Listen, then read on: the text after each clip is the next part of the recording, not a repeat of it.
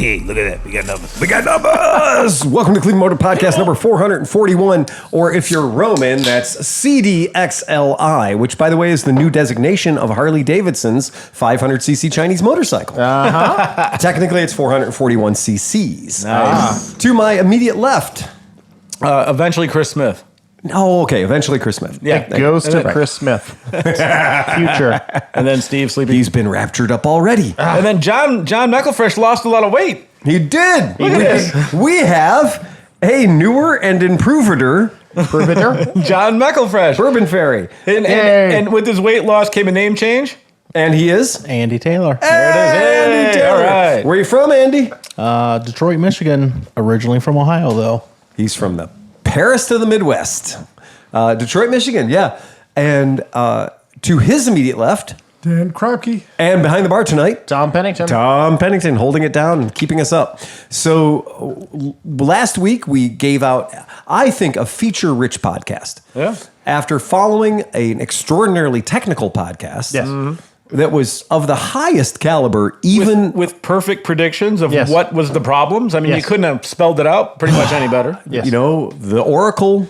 I did not earn that nickname by accident. I thought it was the Oracle. And the Oracle.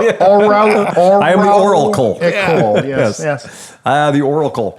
Well, so going into the podcast, we've got Andy here, right? So tell the folks how you came upon this fucking podcast. Well, I was like 19 probably. And we swung through your guys' shop. I had a buddy with me from Detroit. We were headed to just east of Cleveland to pick up some mopeds. And we had a nice long talk. And I was like, I think I'm going to buy a Vespa from him. And ended up getting one. Usually, when people come in and say the word moped, the wind leaves my sails fast, right? But you know they got a kink. At that point, Well, we know they're fucked up. Yeah, that's right? what I'm saying. It's not like Yeah. guys like, well, I got a Sportster. Right. Which is no disrespect Right. to sport, but I'm Right. saying like that's a specific kind of guy. Right. But a Exactly. dude that comes in and is like, me and my guys are into mopeds. You're like, okay. You're like, Yeah. I'm into something a little bit different, but we still share a kinkiness. We hired a guy once because he came into our shop and said he was, looking for parts for a Pook, right? Right. And we were like, oh, really? What do you know about mopeds? Oh, I got 7 or 8 I'm working on right now. And he turned out to be one of the greatest people we ever hired, even though he was a moped enthusiast. Sure. And that's a different world. Oh, yeah. They're huge up home. They're a lot of people that have them. So do you know the history of why Michigan has this weird moped thing? Well, they got the moped army, right? They do. Yeah. They do. Yeah. And that moped army has been in service for many, many years. When I had first started and was buying up scooters, I kept running into these guys that were like, oh, yeah, I buy mopeds, but I also don't really give a shit about Vespas. So I'll put you in touch with all the people I don't want to buy Vespas from. But I'm looking for Grandes, because people will get into that track where they'll be like, oh no, I'm a Gorelli guy, or I'm a Minarelli guy, or I'm a Pook guy, right? Pook Magnum 2 with the fucking top tank. Yeah, Top tank, baby. Yeah. Yeah. So that was when people show up and they're like, so anyway, yeah, you got a moped shop. We made a shirt that says it's not a damn moped, right? Like yeah. that was our thing for a long time. And so, yeah, we met because of mopeds. Nice. Right? That's pretty badass. But now, how crazy is it? Like, so still currently there's a huge moped scene out there? Huge moped scene. I go down to Belle Isle a lot just for rides on the weekend, and was sitting in traffic and they just rip through the traffic, lane split. So they're all piped. And they're all hopped up. Yeah, I was piped. going to say Yeah, piped. So it sounds like an angry, pissed off bee everywhere. Exactly. Yeah. And So I found out real quick mopeds weren't my jam since I'm like 325. Yeah, I was going to say, I was like- pretty much everybody around this table Yeah. is like, we got a cool moped. It's hopped up. It does 30. Right. It sounds like a chainsaw. My neighbors hated it. And I hated stopping on it because it didn't stop well. Every time because I've had like 3 or 4 Hobbits and a couple of Tomos, and I'm like, yeah, I'm really gonna go hardcore into it, and then I'm like, no, I'm not, because I end up doing about 45. So the mono guys from New Orleans used to share the same warehouse, and so constantly they would be coming down, going, all right, Tom, what are you getting rid of this week? So it's that scene. That whole scene is wild. I used to have people call the shop all the time and be like, "Hey, so yeah, I got this Vespa. Will you work on it for me? Bring it by." And it was a Chow. Chow. Yeah. Chow, dude, that's a moped. They'd show up. It's a Vespa C. That's a moped. And so, well, what are you going to charge me to get it going? Oh, that's way more money than you want to spend. Yeah. Right? And so we'd acquire him, and we had a Cleveland moped group, right? And this guy, Chris Hoke, ran it. And we got to meet, through the Jedi Knights, the club up in Michigan, we got to meet all those moped guys up there. And there was this guy named Holt, right? Hollywood Holt. And he'd show up, and everybody was running a tuned moped of some sort, right? And our guy here in Cleveland, Chris Hoke, is like, he's a moped genius. Like, he's just got it. And many years ago, we had a place called Akron Moped, which is where I would have to go. I remember that place. To get parts for P200s and Rally 200s and stuff like that. I have to go all the way to Akron to get my parts. And nothing motivates you to open a scooter shop like having to go to Akron. Because there ain't a lot in Akron to get your moped parts or your scooter parts. Once Devo left, it was all downhill. It was all downhill when Chrissy Hine left, right? Yeah. But running into the moped guys and realizing from my childhood on, Vespa was the target. Yeah. In my neighborhood, though, there were two kids that had mopeds. And I wasn't in a particularly wealthy neighborhood, but the two kids who had mopeds were both pricks. And the one kid had a Gorelli and the other kid had a Puch Magnum Mark II, which in 1983 would have been a 2-year-old bike, basically, right? Yeah. It was relatively a new bike. The silver one with the blue. Oh, yeah. They come in two ways. They come in silver and UPS. Yep. UPS is brown. Yeah, And yeah. the UPS one is hard to find. That's because nobody wanted it.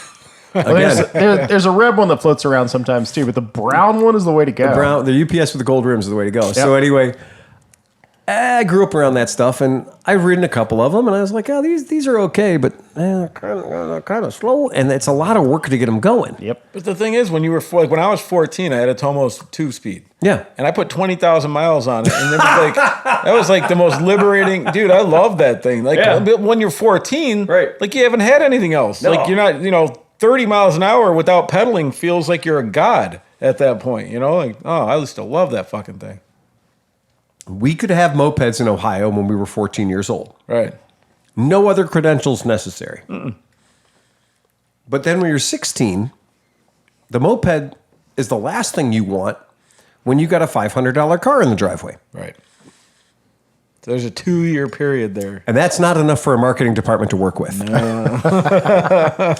And so that's why it went from being all of these companies with names that ended in a vowel to being Tomos. Yeah. The Slovenians were holding on to Yep. it. When everyone else bailed out and there was no money left. We were the last Tomos dealer in you? Louisiana. Yeah, we were there to the very end, and we kept trying to get more, and they were like, "No, we're out. We're done." They even we're brought selling out scooters now. The Harley Davidson, the vintage, like the Tomos vintage was the revival. The revival. Yeah. It was such a deluxe moped. Oh yeah, and it was still a moped. it was still in what was it? The A55, I think, was the last motor. The Vespa Grande, brilliant design, brilliant engineering, tubular chassis with a gas right in it. Very clever, very smart. Still a moped. And it definitely fell into that category of like just nobody had any respect for mopeds. Yeah. And we couldn't get any traction. And I was guilty of that too, because as a young person, I already had my first car by the time I was 14 years old. So I had wanted no desire for a vehicle that went 32, right? Because I was building a car that would go 100, right? So why would I want a moped? So that moped thing was really weird. And the people that cut their teeth on mopeds and then went into motorcycles or scooters or whatever direction they went after that, those folks will always have a soft spot for mopeds. And I purchased, as an adult with a shop, I purchased a UPS Magnum Mark II, and I purchased a silver Mark II and did everything to it. There was no stone left unturned, but I didn't dial in the fact that I weighed 205. And I went out on this thing that rocked my world when I was 13 years old, and I couldn't have one because I was poor. And I got on this, and I couldn't actually get it to get to the second range of the 2-speed transmission. And that's fucking disheartening, man. So you got to go down the hill into the metro parks to ever taste second gear. And I was just like, this isn't worth it. I got a 212cc Vespa that will go 70. Why am I dicking around with a fucking Puch? And I realized that people in San Francisco would spend irresponsible amounts of money for a Cleveland Puch Mark II with 800 miles on it. Oh, yeah. And I listed it on eBay in San Francisco, and it sold before, like, my finger came off the listing button. Yeah. And I had put some ridiculous buy it now price, and it was like gone. Oh, yeah. And it probably went to some engineer, tech guru, whatever. It's probably parked in front of some Silicon Valley spot right this minute. So it was just a really weird era for us. And we have friends of the shop. Our friend Kevin Rosman occasionally will post up a picture of a AMF Roachmaster and be like, hey, Phil, this is in your neighborhood and it's only $100. I'm like, it wasn't worth $100 in 84. Anything over 25, I'm out. Yeah, it was awful. And so we don't want anything to do with that shit. But the moped connection is weird. That moped kink is a good way to put it. Yeah. The guys in Mono, they would buy anything and everything. Like, even to a point where there was a place in Atlanta that would bring them in from Italy, like by the container. And so you get derby variants and everything else that we didn't get originally. And they have an entire warehouse full of these things. They go in every weekend. They fiddle around with them. They go out for the ride. Their rally's actually called blow up, throw up. Because typically what happens is you blow it up, you put it in the back of the truck, and then you just drink the rest of the weekend. I got a question for Andy. Many years ago, I used to race cyclocross. On the same weekend, there was like an abandoned cement velodrome, and they were having moped racing. We went over, and it was fucking awesome. Is that still going on over there at all? Yeah, I don't think the racing's going on anymore, but we have driven back there. My friend that was going to come tonight, we went back there on our Vespas and just checked it out. I wanted to run around it, but We used to. it's also a place I don't want to break my leg. Yeah, no, yeah. A really good point. There was a group up in Michigan that for years, some friends of mine were cleaning up the track, replacing the broken concrete, bags and bags of concrete, working on the velodrome. It's in a rotten neighborhood. Yeah. Check. And they would actually rent Check. light rigs. And so they'd rent light rigs and put up light rigs, and they'd have bands show up and have illegal little things that work in Detroit. Yeah. Events that work in Detroit. And I'd go up there and we'd have a great time, and it was run what you brung. And you show up and just make laps. And you'd make laps until you achieved exit velocity of the velodrome. Right. And then you realized anything over the lip was cruel mistress. And there was no getting back. So half of the track was get backable. You could get back if you fucked up. The other half of the track was completely no. Yeah, I heard there was a lot of scraping. It's going to be ugly. Yeah. But it was a legit concrete velodrome that has existed and somehow managed to survive, even though a neighborhood sprung up around it. They told me, when I was talking to the guys, there was a couple dudes that were like the dudes. Yeah. You know, you could always tell the guy, you know. So I was talking to the guy, and he said, like, when they first got it a couple years before that, so this is like probably 10 or 15 years ago or whatever, 10 years ago, they had to dig like 4 feet of dirt out of it. So it was kind of protected by the dirt. I think it was so overgrown that they literally had to like dig out the whole track. It was one of those things where the people that were doing it, the guys that were keeping that alive and making that work, I think they really did. They latched onto something great. Yeah. And they latched onto something great. And I really feel like it was cool and it was good. And, but, and here's something weird, because I heard they also said the city was fucking with them when they can't, because I mean, how many people do they have? But anyways, but think about how stupid the city planners are. You have people that are like, oh, we're going to go to this spot. Right. We're not going to be riding through the streets and fucking with people. And they did it on their own. So it was like, it's kind of cool because nobody's just let that be. You know what I mean? Like, it seemed like they'd just be like, cool, just go there and if do you do that, a search for it, it's not the Lexus velodrome. It's not the inflatable. Not the inflatable. Yes. Velodrome. This is a true concrete leftover. Is this the Dorais?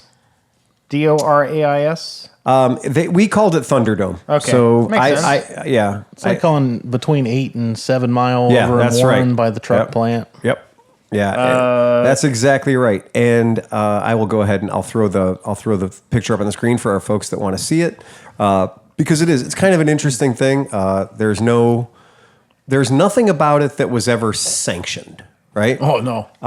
It was this Oh story. yeah, it is. Yep, that's the one I'm thinking of. This story Or goes one back to year of yeah, our yeah. Lord 2013 or whatnot. Yeah. But these guys were There you go. these guys were chewing it up in a neighborhood that you might not want to break down in. Like you said, don't get hurt back there, right? Yeah, don't get stuck. Don't get stuck. You're on your own.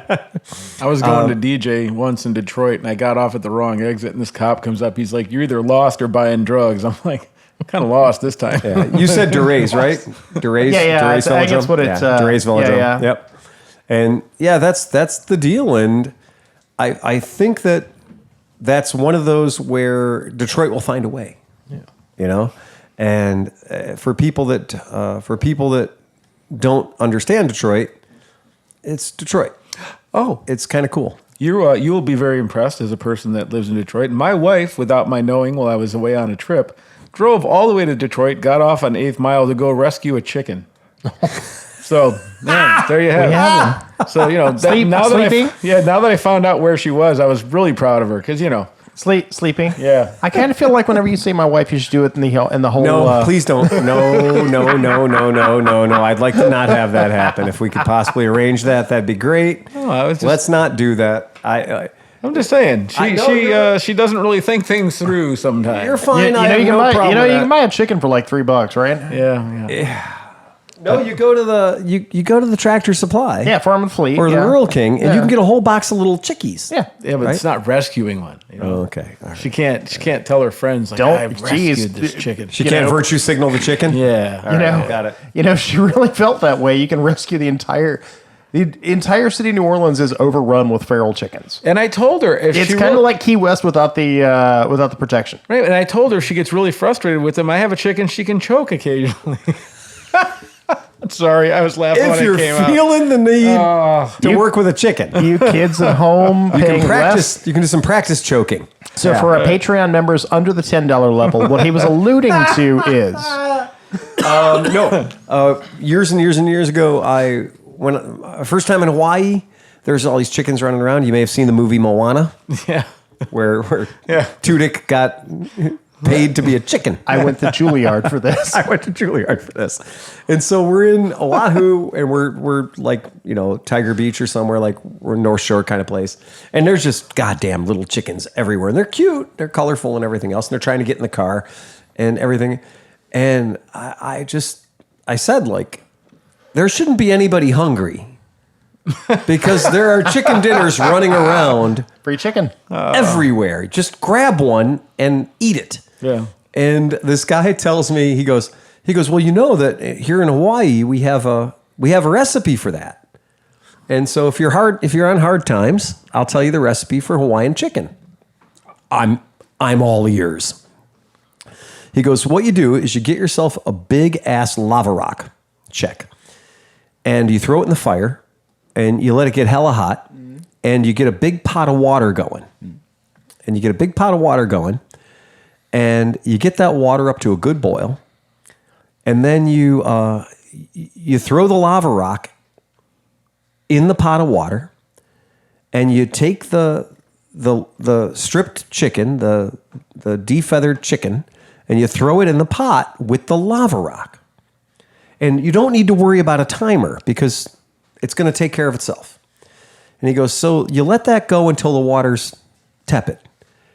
And you take the chicken out and you dump out all the water and then you eat the lava rock because that's better than the chicken.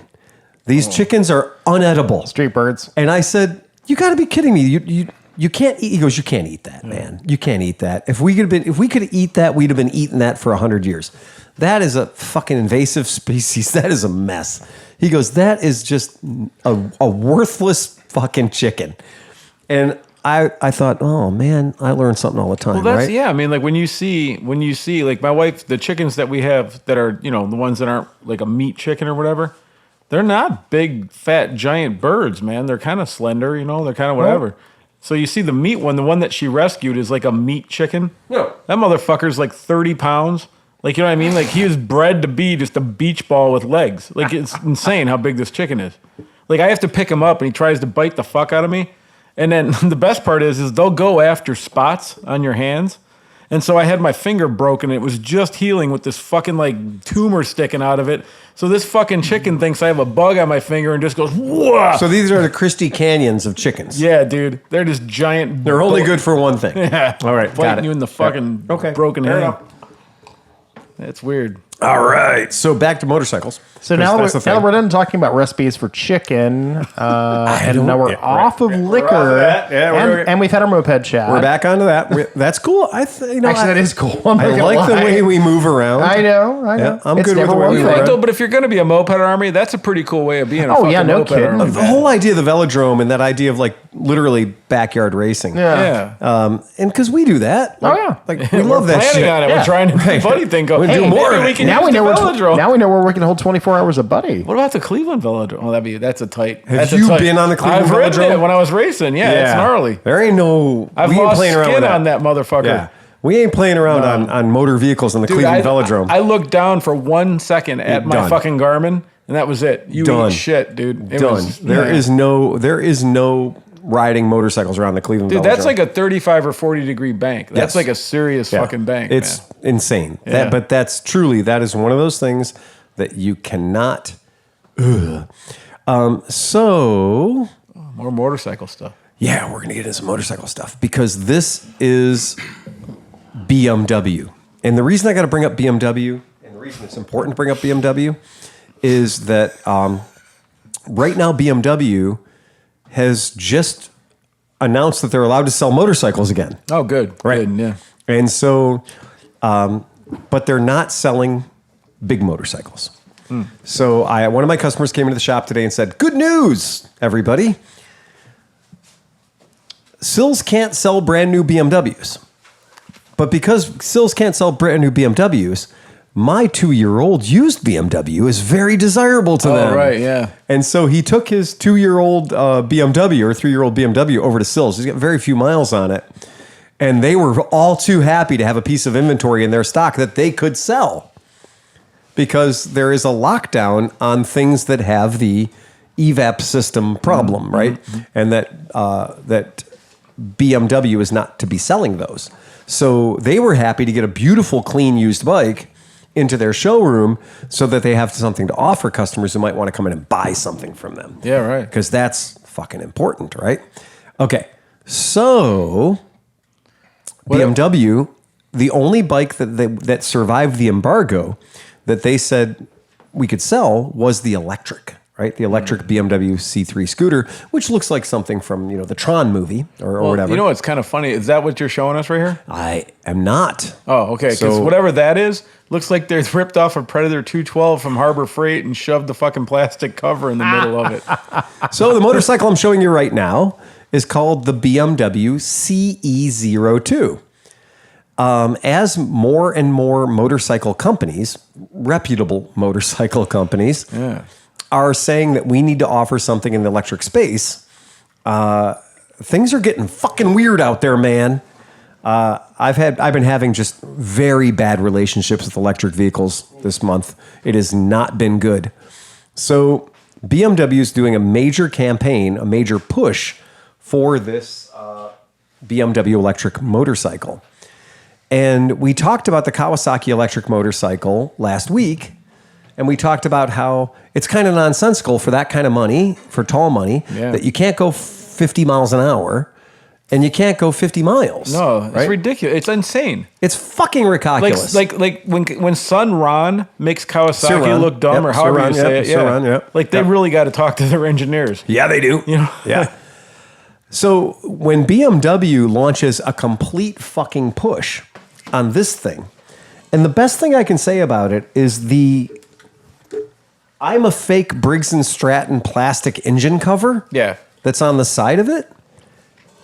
And That is the second ugliest Grom I've ever seen in my life. but Tom, you look at this vehicle and you think that's an electric powered Grom. It totally looks like look. And actually, the reflection on the black one looks like a fucking Honda symbol. Oh, so I yeah. thought it was a Honda. Wait for it, boys. Those tires are not 12-inch tires. Those are 16-inch tires. This is a full-size goddamn motorcycle. Oh wow, that's interesting.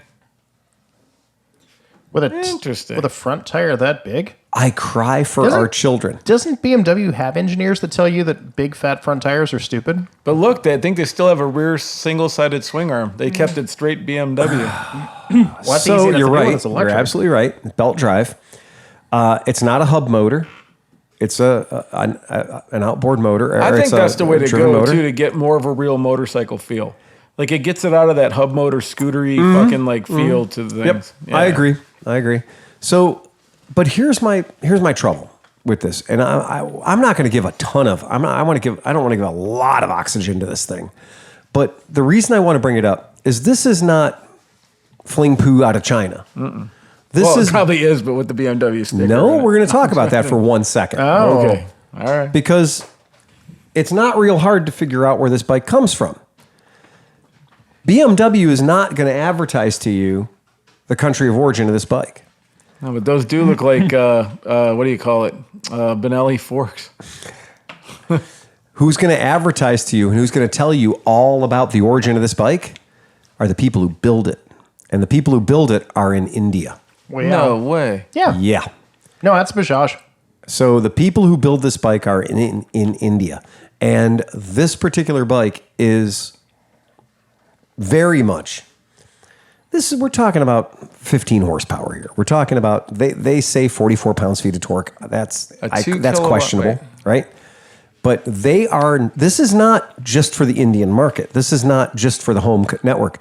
This is being announced for the United States market at $7,599, available at your BMW dealer. Place your order as soon as you want. Chennai, this is a partnership between BMW and TVS. And TVS is a big deal in India. Well, yeah, because they literally have the TVS Bajaj Ape. Ape, the Going back three-wheeler. for just 1/2 a second. Yes, please. When you were mentioning India, and this is not for India, Right. My brain just kicked. This is into- for India. No, but okay. Yeah. So I was just thinking about all these bikes, but then thinking about the power lines that Yeah. you see in India, like just all over the place with dudes like climbing poles to Yeah. like charge their motorcycle Yeah, and stuff. If California is already feeling the pinch on their electricity power That's what network I'm saying. due to electric vehicles, I would not say. Listen, I love Indian people. I love India. I'm not dogging either one, but and I might be wrong. I'm only going by what I've seen in pictures and stuff. Yeah. But the electrical system does not seem up to code in most areas. Right. Like it Yes. just looks very haphazard. I feel like if you plugged in too many light bulbs, you have a- might burn the neighborhood down. That's my right? point. That's my Right. point. I'm sorry, we're going to need a 220 line over here. Yeah. Great. Those 6 people I- are going to lose their houses. I have seen hot swappable.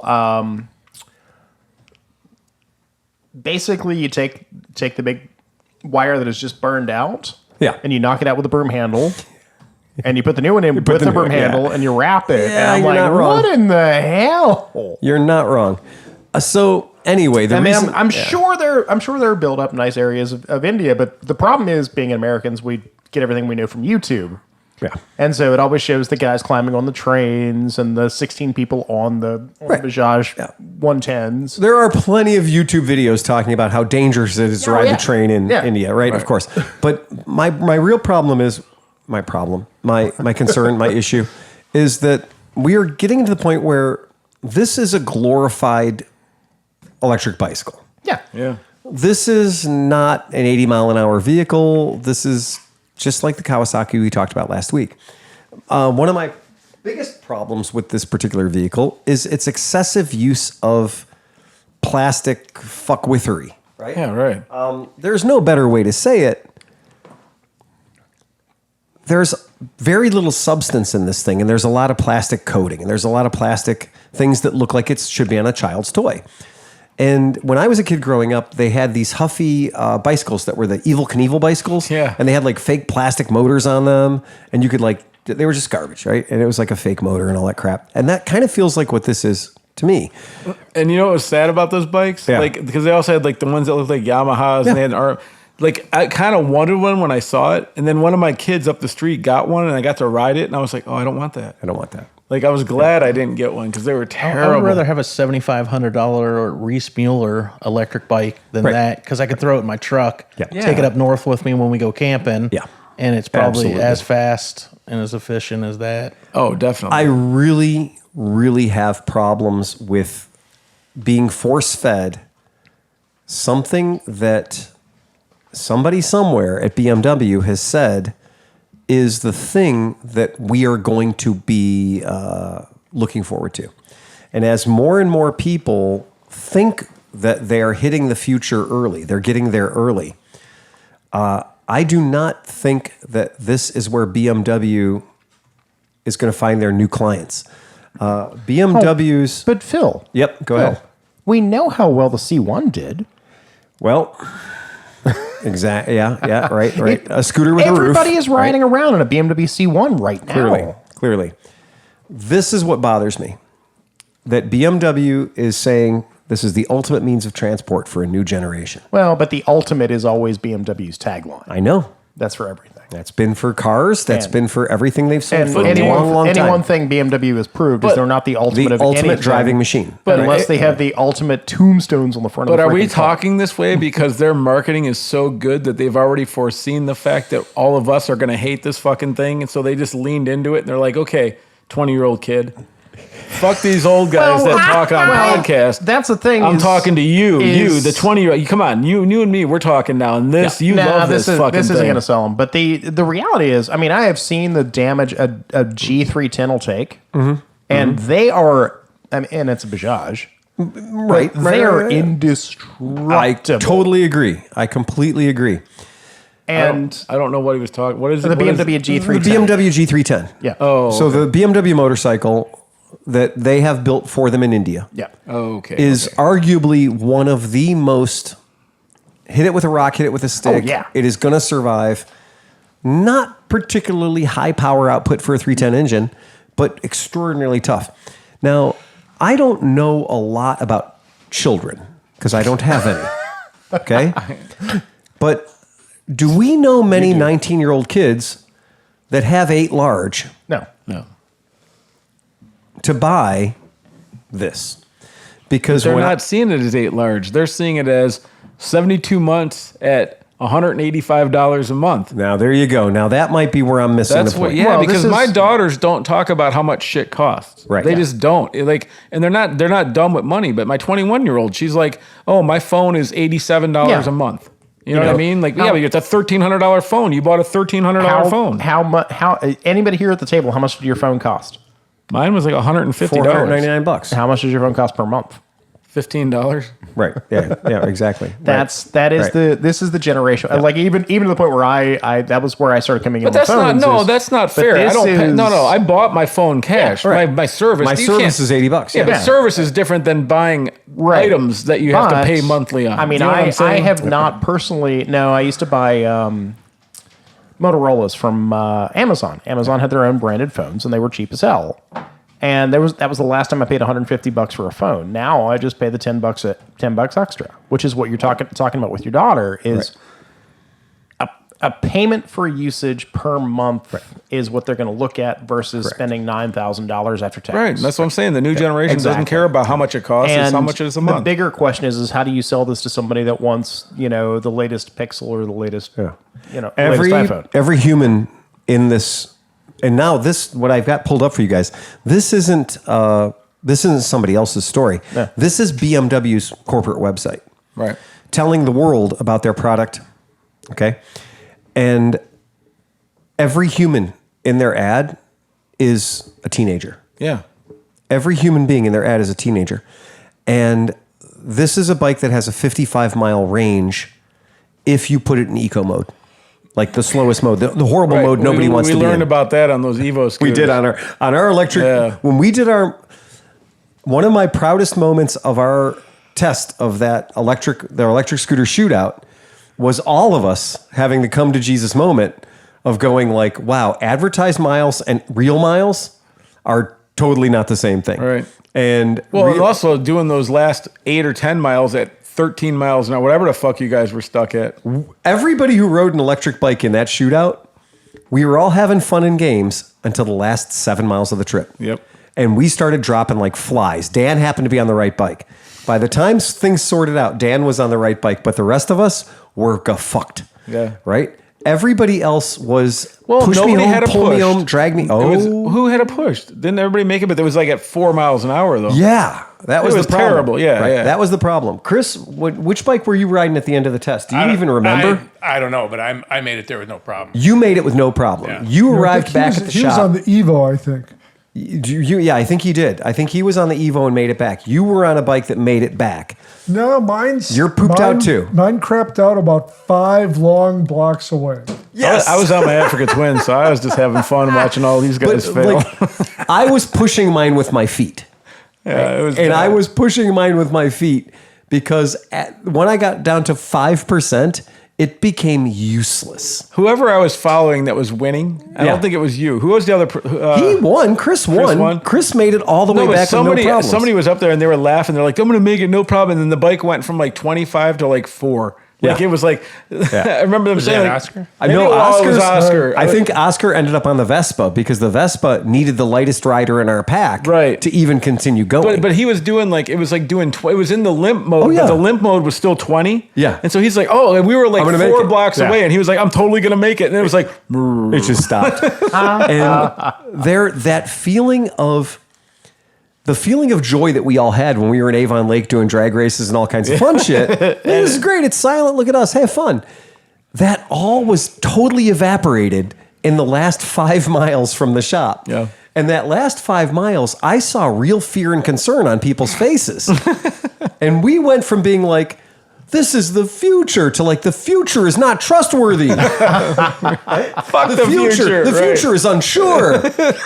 I will take any Chinese gas-powered scooter you give me right Range anxiety is real. now. Range anxiety is real. I have PTSD. Yeah. It was fucked. So that's what this thing is. And when they have things like plugged to life and all that crap, like, Look at this fucking guy. oh, believe me, everybody in this website. I can't believe they don't have him as a DJ right now. Like, wiggle, wiggle, wiggle, wiggle. Now, I want to might call be, you. actually. Right? Judge Dredd is calling out on the C400 GT. The C400 GT. Oh my and God, also that CE4. picture is Ride and Style collection. Discover our collection for more. Oh, they're going after Harley with the Clothing. Oh, you ride the BMW Well, yeah, electric scooter? BMW has always had a lifestyle selection. It literally has been the Harley Davidson of Germany. And this guy who's Bieber with a chin in the middle, that guy, all he's like, to me as So a wait, does his special edition BMW actually have collar? No, but look, I bet you those glasses are BMW glasses because they have a very unique But they're style. probably by am like Ray-Ban certain or they yeah. are of and they're probably BMW about quality. $5. Oh, I yeah. would say. I don't even want to go there. Shop now. Can we shop? Can we please shop? You want to shop? Sleepy I would wants like his to buy glasses. some BMW glasses if we could possibly all right. do it. Let's here. shop, boys. Let's shop. I'm going to go ahead. We're going to give it like 2 minutes. We're not going to go too deep into No, this because no, I really don't want to go too. Because we have a too bunch deep of into hate this. mail to get to. I That's just true, want to too. see, Yep. like, Okay, let's go to casual gear. yeah, I'm sure that's- it's in casual gear. Yeah, right? we It don't, has we to be in don't, we don't casual want gear. their GPS. No. we know It that has to be in works. That's casual gear. fine. It has to be in casual gear.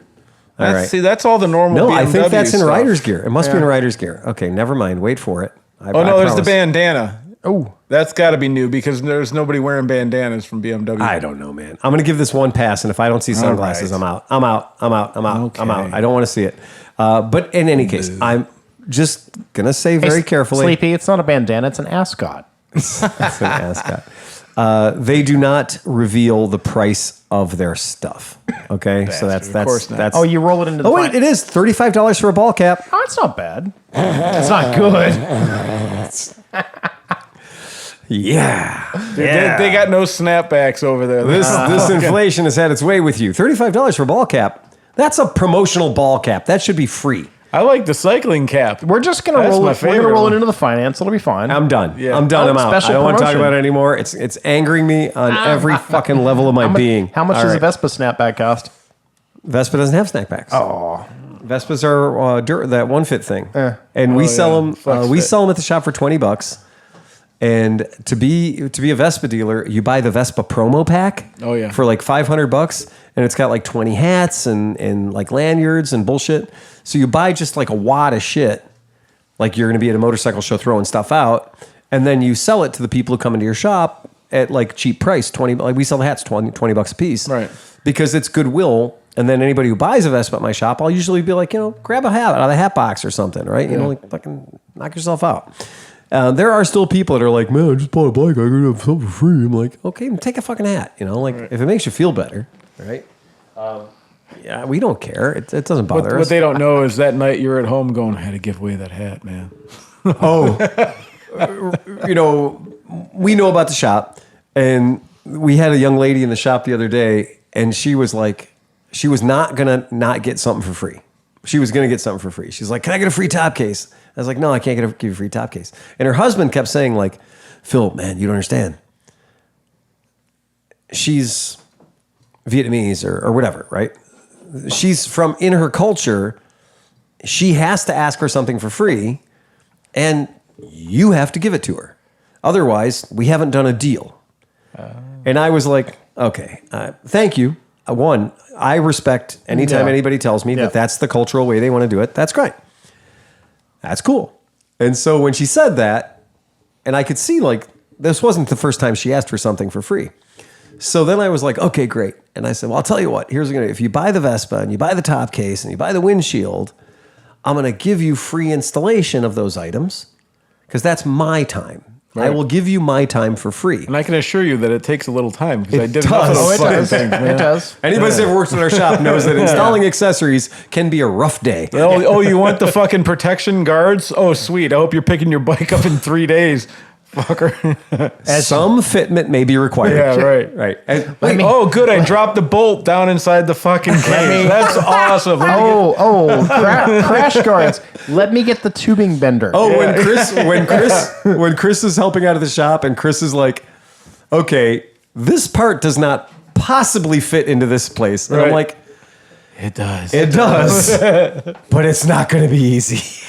And then you get Chris is like, careful. Chris doesn't want to break anything. Yeah, right. So Chris is like, dude, Phil, you got to come over here and do this. There's that one when you're putting those crash bars on, that one fucking bolt. That's when I start to whimper. Yeah.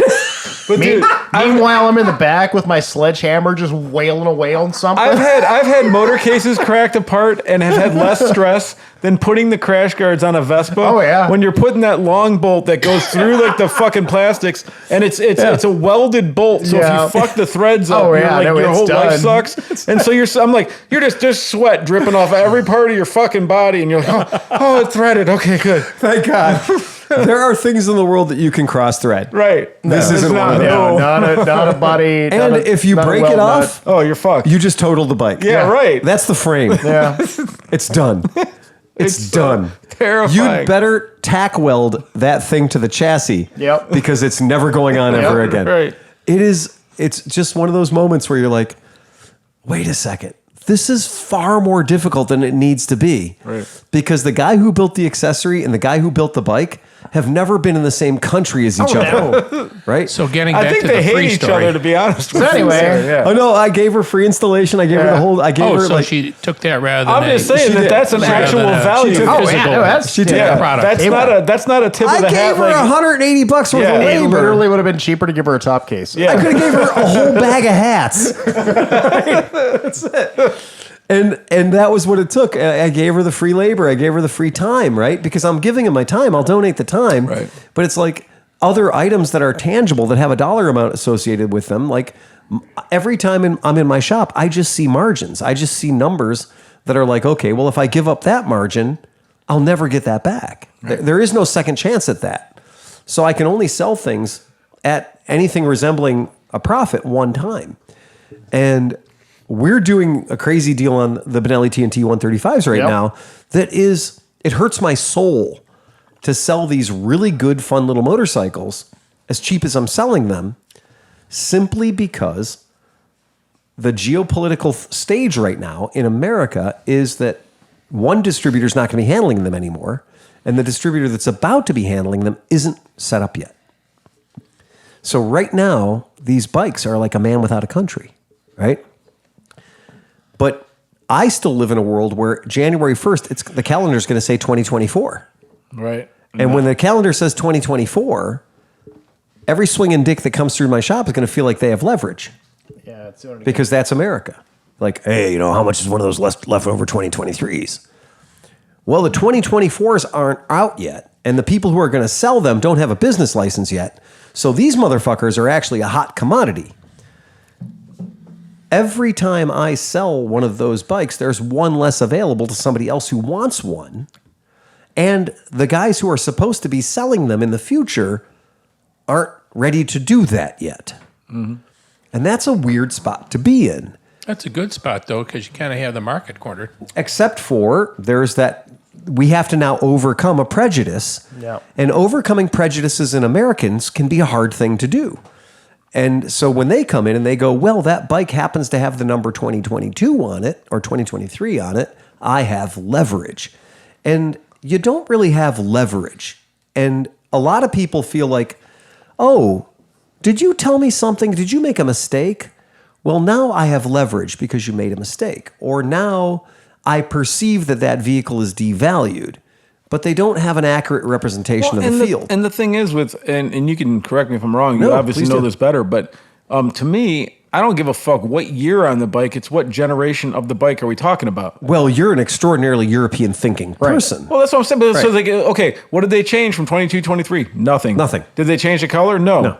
And then you're still driving a 22. Yeah, but I got an $8,000 discount on my Ford F-150 because it says 2022 on the title, and the 2023s were already coming out, and they didn't have people to buy them. Yep. Right?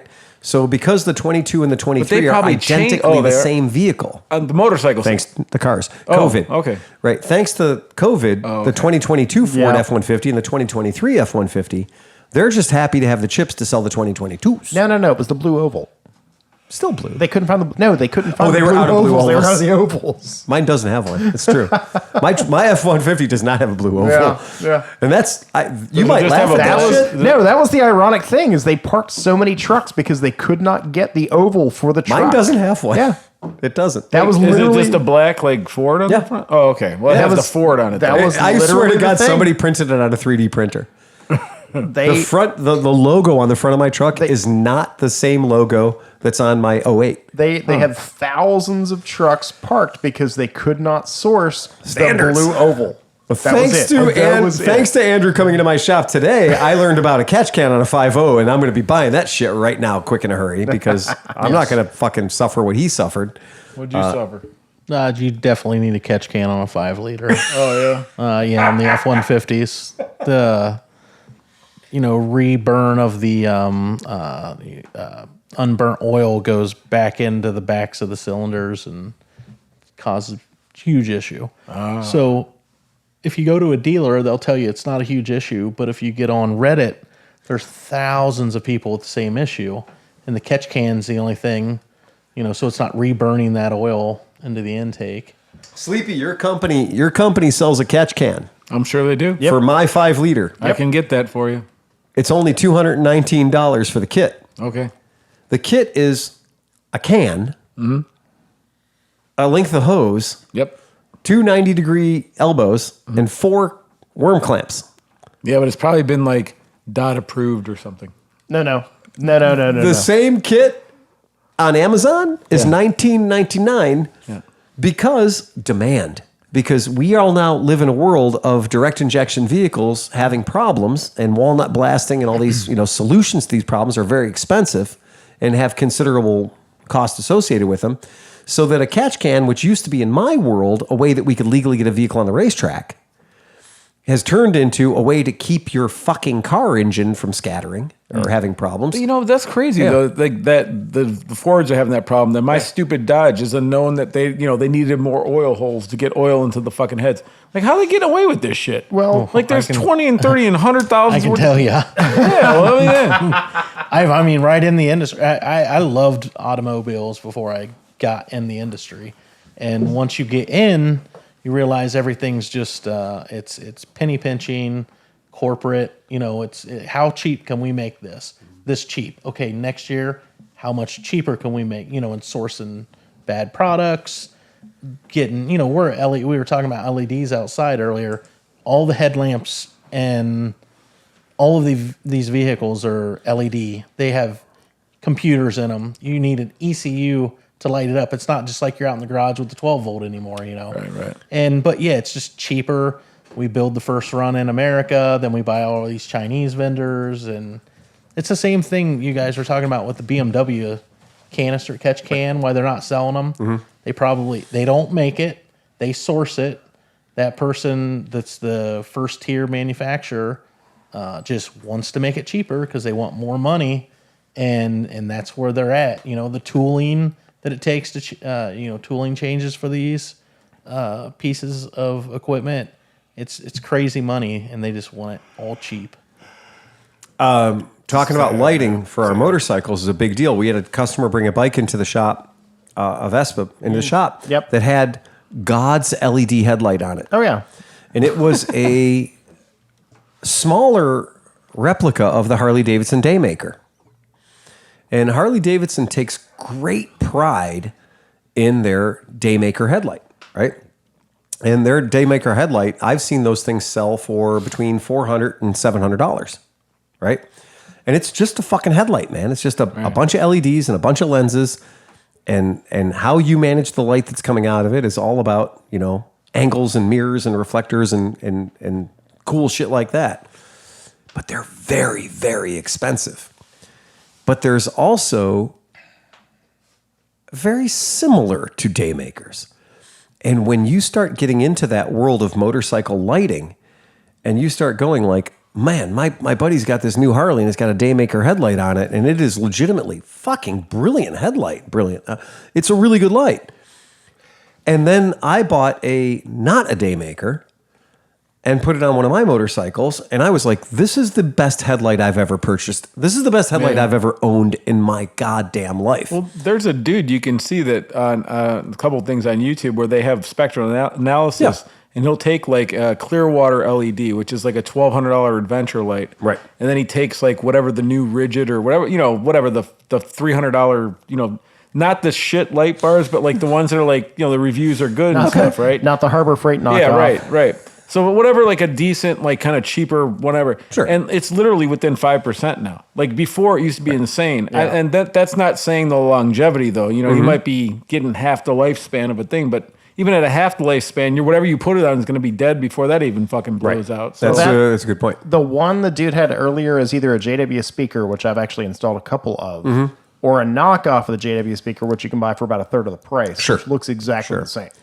Yeah, that's when we think about a very small percentage to go from a light that is absolutely made in China, but is going to cost you, the consumer, between $400 and $700, to other light that's made in China that's going to cost you, the consumer, between $40 and $100. right. And it's going to be indiscernible to the naked eye which one is putting out different light in different manner. Now, you may remember 1,000 episodes ago when I was testing some different amber lights to put on the front of my Harley Davidson. Mm-hmm. Some of those pursuit lights. So pursuit lights is the term I use, but some people call them highway lights or whatever. Sure. And I bought about 6 different lights. And they're all the same thing. And the fact that anybody charges any real money for them is hilarious, because back from the days when Harley Davidson started, that is just a 4-inch tractor light. So if you go to Farm and Fleet, you go to any tractor supply store, that's the same 4-inch light that we have been putting on utility agricultural vehicles in this country for well over 100 years.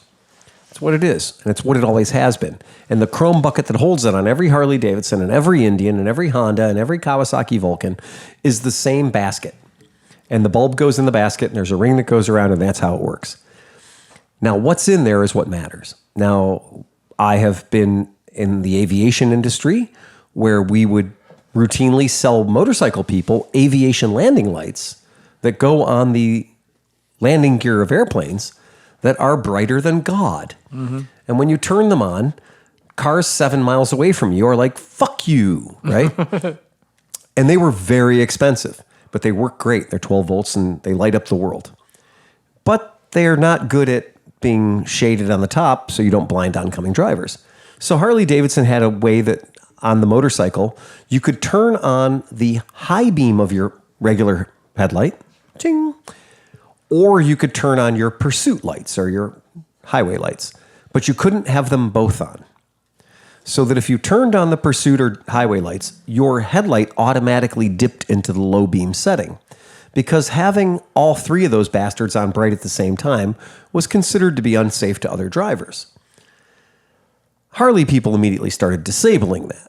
So they could literally have their hardwired switches in so they could run their takedown lights or their pursuit lights at the same time and give you that, fuck you, this is a electric glide at a long distance. Celebrate me, I'm riding a Harley Davidson. But all the Japanese ones left the circuitry intact so that you couldn't do that. So you could have the down low lights on your Softail, but you couldn't light them up and run the high beam on your main headlight at the same time. Okay, fair enough. That's cool. A lot of states have a rule that say you're not allowed to have more than 2 lights burning on the front of your motorcycle at any one time. So you'd be limited to 2 lights as opposed to the running the 3. And Honda and Kawasaki and Yamaha very much wanted to be compliant in the United States. Harley Davidson says, no, fuck it, install a switch. So I buy all these amber lights and I'm testing them. And I end up finding a pair of what I call baby daymakers. And they're amber. Technically, they're orange. And I like orange better than I like amber. I install them on the Harley Police fucking Road King. And I hook the switch up and I'm driving around. And it looks cool. It's got orange lights on it. It's pretty badass. And I noticed when I flipped them on that the green highway signs that were like 7 miles away would light up. Uh-oh. And I noticed when I would have them on and it would get anything other than bright sunlight outside, it'd start to get dark out, all the oncoming cars would flash their headlights at me quite aggressively. But I really wasn't seeing a whole lot of perceivable light in the corners where I wanted these lights to be showing in case there were deer or animals or potholes or shit like that. Even though I had them aimed into those areas. That's the difference. It turns out that a whole lot of light going out is cool unless you're the guy looking at it. Mm-hmm. And when it comes to LEDs, they can be fucking painful to look at. Oh, dude. And if you've ever had the guy behind you with the J.C. Whitney light bar, the Harbor Freight light bar in the back of the truck that's on, you'll know that that is an indiscriminate fuck you to everybody on planet Earth who owns eyes. Dude, all the new fucking pickup trucks, the 24s and 23s and shit. Yeah. When I get out by my house, like tonight, when I'm driving home tonight, I'll be on one of these back roads with zero light. It's black. Yeah. And it's hilly. Yeah. Right? So you're just going, I'll have my brights on, which in my Hyundai are basically headlights. They're not even bright. Sure. You're going up and down these hills, and all of a sudden you crest one, and one of these motherfuckers with their LED lights on, I can't see for 15 minutes. Right. Like when they cross through at that area, they're so fucking bright now that it hurts. Like and the thing is I've noticed you can't look away. No, you can't. You try to look away, and then it fucking pulls your eyes into it, and you're like, God damn it, stop looking at it. I'm like, I can't fucking stop looking at it. Oh, I can't stop looking terrible. at it. Terrible. I gotta pull it up because Okay. I know sometimes here we might occasionally poke a little fun at Harley Davidson because I think they can afford it. We're not going to harm their At their those bottom prices, line of too much. course they can. I don't think we're going to hurt them too much. I think they're okay. They'll probably survive our bullshit podcast saying something about their company. But I did want to bring this up, and I'm just going to pop it up onto the screen, and I'm really not going to say anything as I pop it up.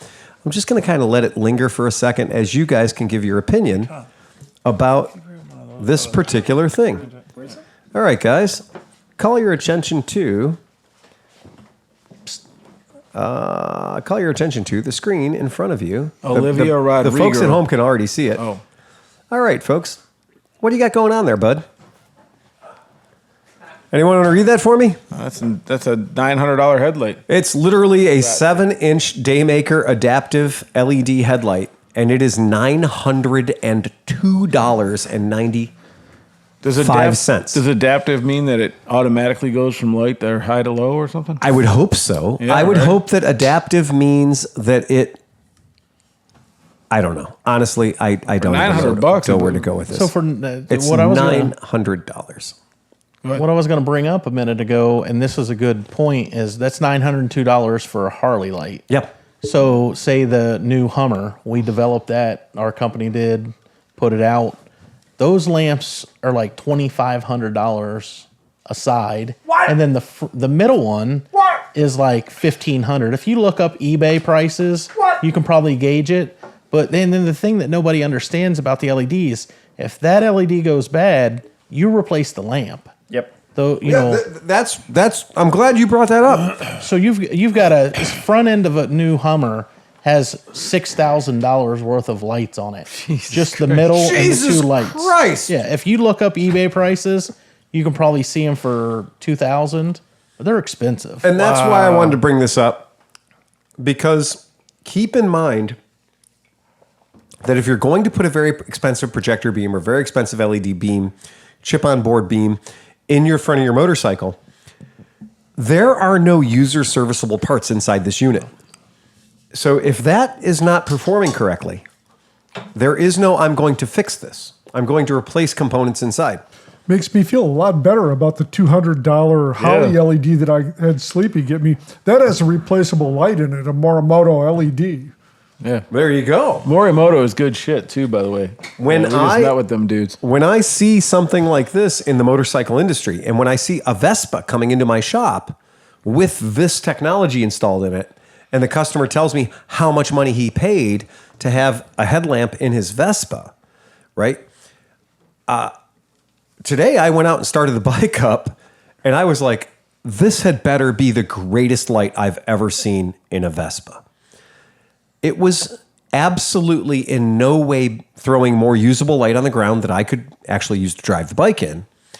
But when I walked in front of the bike, it was absolutely blinding. So that whole idea of having a whole lot of lumens, but just being shot out in front of you like the sound coming out of a trumpet, does us no goddamn good if it's not going on the road surface that I need to look at in front of me. And I'm sure this is a targeted, aimed very carefully. If you look at everything about this, they go to great trouble to tell you about the way that it services the ground in front of your motorcycle with different spots of light so that one light bulb can do the work of 5 or 6 other light bulbs. Very cool, but at $900. For those of you playing the home game, if you really want to look it up, the JW 8730, which is I think the equivalent of this, or 8700, is about $600. So you still knock about $150 off, but it's still not cheap. So the adaptive part of this too is like the new F-150s. Adaptive, you don't have to really high beam, low beam. Also, as you're turning the corner, they have PEZ units in them that turn with you. As cars are coming down the road, there's a cut line, so it's higher over here, but it goes down so the other car don't see it. That adapts when there's no car coming. It'll open that up. Those are mechanical inside? Yeah, they're like those are like screens. No, they're not screens. They're the LED is mounted on top of a heat sink, which is reflected out. Oh, really? Those are PEZ units that move. Independent PEZ units. Really? Oh, that's They crazy. got little motors in them. Yeah. Like we have them testing all the time in the lab. You'll run 20,000 cycles, so they'll just sit in a corner and just move with a program. Yeah. And that's part of the testing. So the actual chip on the board is moving. Well, or the board itself is moving. The whole emitter. mechanism. It's essentially like a flashlight head is a PEZ unit, right? So- and that whole mechanism is moving to adapt. So this makes sense. So one of the projects we're doing at Summit, I can't talk about, but we were at the SEMA garage for it, right? Yep. And so one of the, besides these two dynos that are insane, like they measure up to 200 points of data on these dynos. They have a room where they leveled the entire room. It's a 60 by 120 foot room that they had perfectly leveled the entire room. Morty, you can't handle how level this room is. Like you can put a marble anywhere in it. It doesn't move. It just sits there. Nice. Right. But they do two things, and I guess I didn't understand what they were talking about, but now that makes sense. So the first thing they do is all these automotive sensors that like stop the car and all this stuff and everything. Yeah. So they're testing like with trucks, because like a lot of the EPA and everybody's trying to really crack down a lot of shit, and they're mad about lifted trucks and stuff, right? So they're saying they were trying to come back and say that all these sensors don't work if you lift the truck because it's too high in the air. Well. Well, they set this room up. Or if you lift the front of the truck but not the back of the truck, Right. it just looks stupid. Well, yeah, that too. Your lights But go they in the have air. like Hey, all these. hey, your dog has worms. So they have all these different sensors, and they have these different like printed things where they're like white and black wigglies and all this stuff that they can stick in different points in this perfectly level room to see if the sensors are going to, see if they're working. And then when you lift the truck, is it still work in the same manner and all that? Right. But then they also mentioned they had these other boards and these other sensors that they could test headlights for manufacturers to see if they're actually living up to the adaptive thing. But I didn't understand what the fuck I was like, adaptive, like, what do you mean? But now that makes sense because I'm sure they can probably have those things on the corners and simulate the car turning to see if it actually is moving. I've had to stop. As much as I loved the idea of these really bright amber orange lights on the front of my Harley, I've readjusted them so many times that in order to get them to not blind oncoming traffic, they are aimed almost ridiculously down at the ground. So to get this light to throw the light where I want it to be, it is down at an angle that is comical. When you look at my motorcycle and you look at where my road lights are, they are pointed at such an angle you would swear that I hit something and broke my lamps.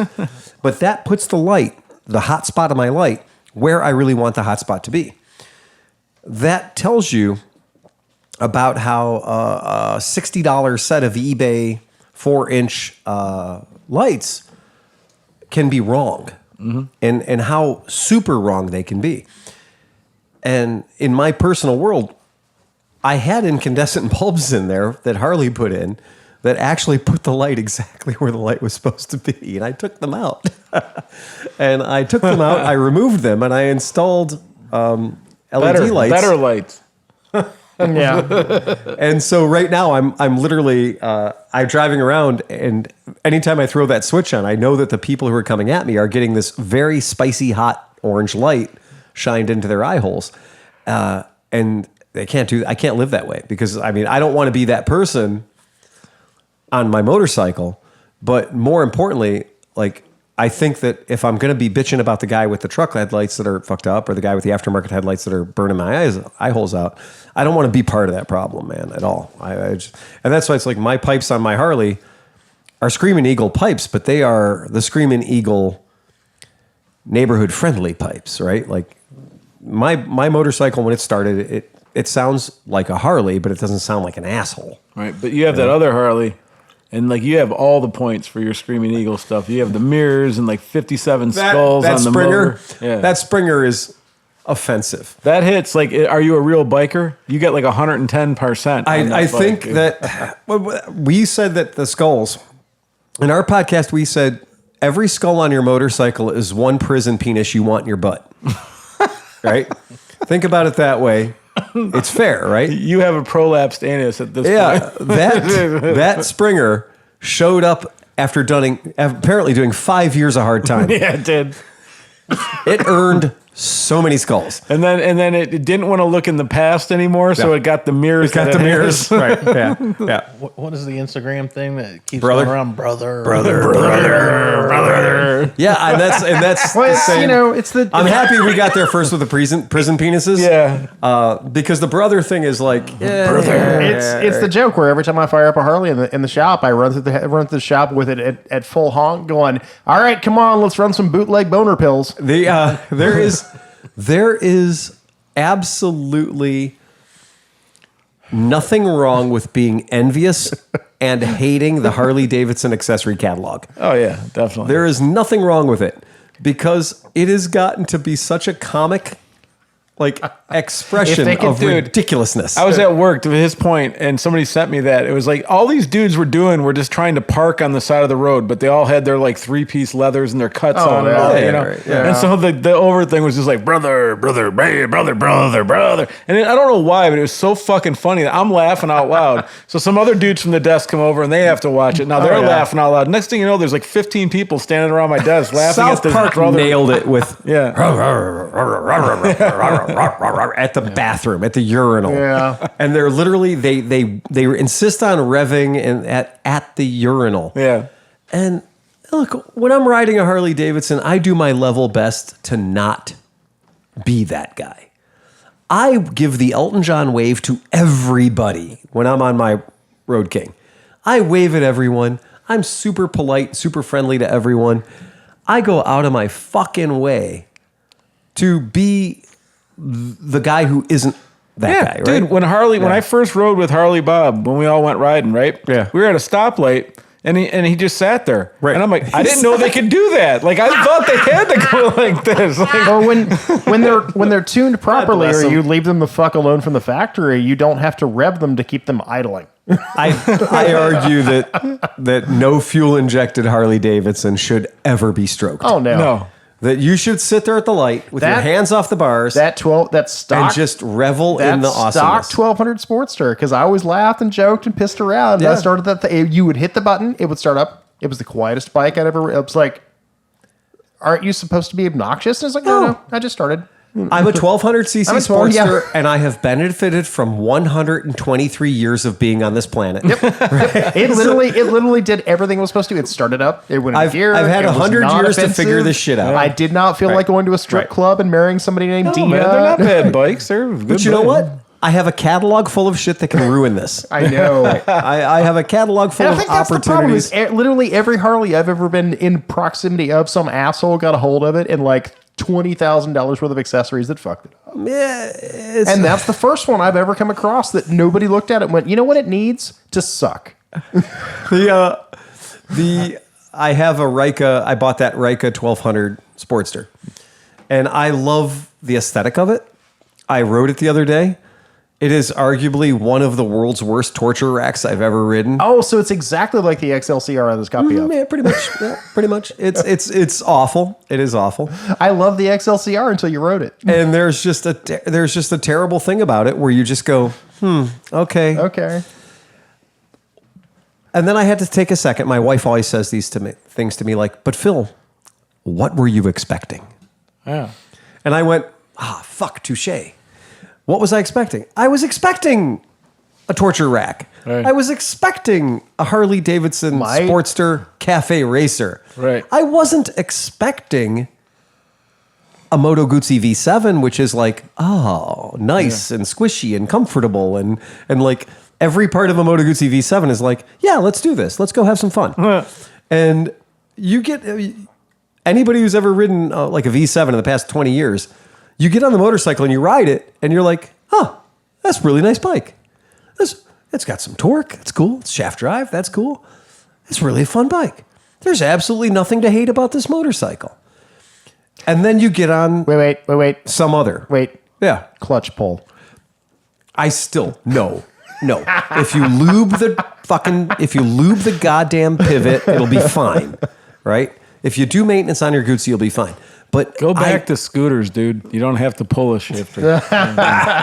it's all about CVTs these days. CVTs. Yeah. So we have a little bit of hate mail. DCT. I have some hate mail. Fine, I'll take it. All right, here we go. Okay, we got a podcast listener who says, "Hey guys, love the podcast. I'm Tom's ex-coworker, which I believe qualifies me for the reparations level of Patreon." Not untrue. I'll leave my link to my Venmo. Yeah, that's right. He's at the negative $20 level. Yeah. That's it. He's already heard Tom's punchlines. Right. Yep. Yeah. All right. We have to pay him to keep have to listening pay him because of Tom. Anyway, I recently sold some junk and ended up with an NC700X. Yeah, man. Yep. 6-speed manual transmission. Yeah. Not an automatic, not Yeah, a right, DCT. no. Yep. That's what I had. All right. That's exactly what you had.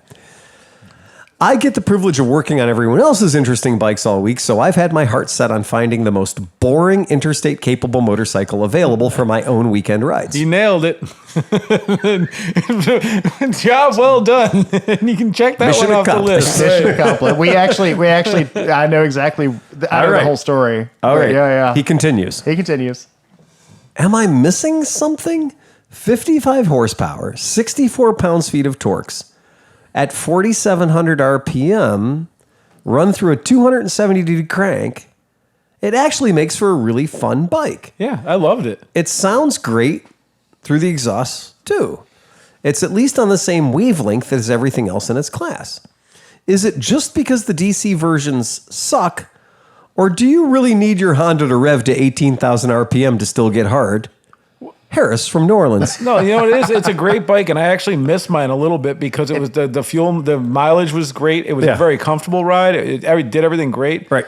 But if you ride other motorcycles, I think if the NC 700X was your only bike, you'd probably grow to love it, get used to it. Your hand would know exactly what to do. But as somebody that has multiple bikes, I'd ride on the weekend on my Z900 or whatever I had at the time, you know, like whatever.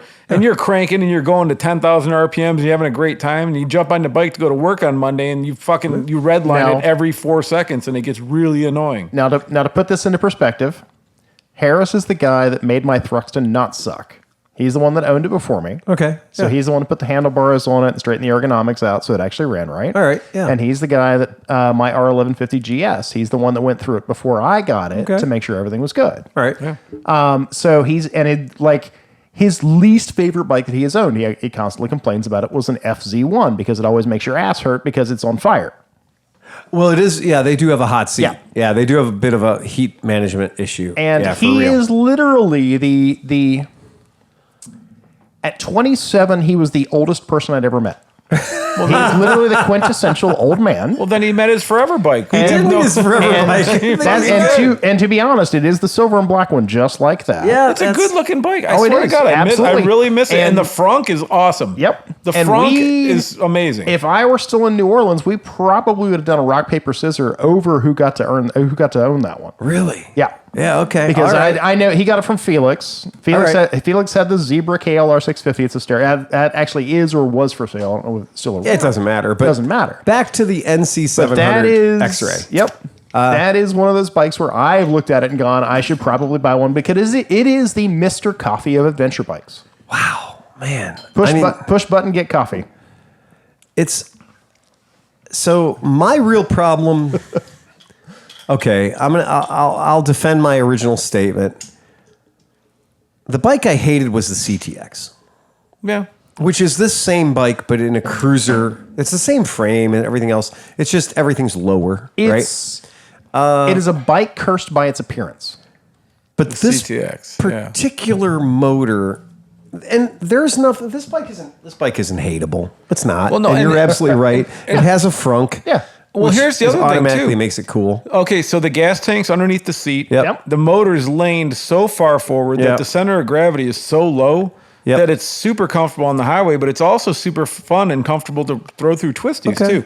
My only complaint is that if I could have a complaint, is that if they really wanted to take this up a notch and have more people like it, the front forks need to be more than fucking XL 250 from Well, 1937. that was cheap. the biggest problem with this series of bike is they made them out of as cheap materials. The CB300, the CBR 300, which we have kind of run over a couple times, or the Rebel.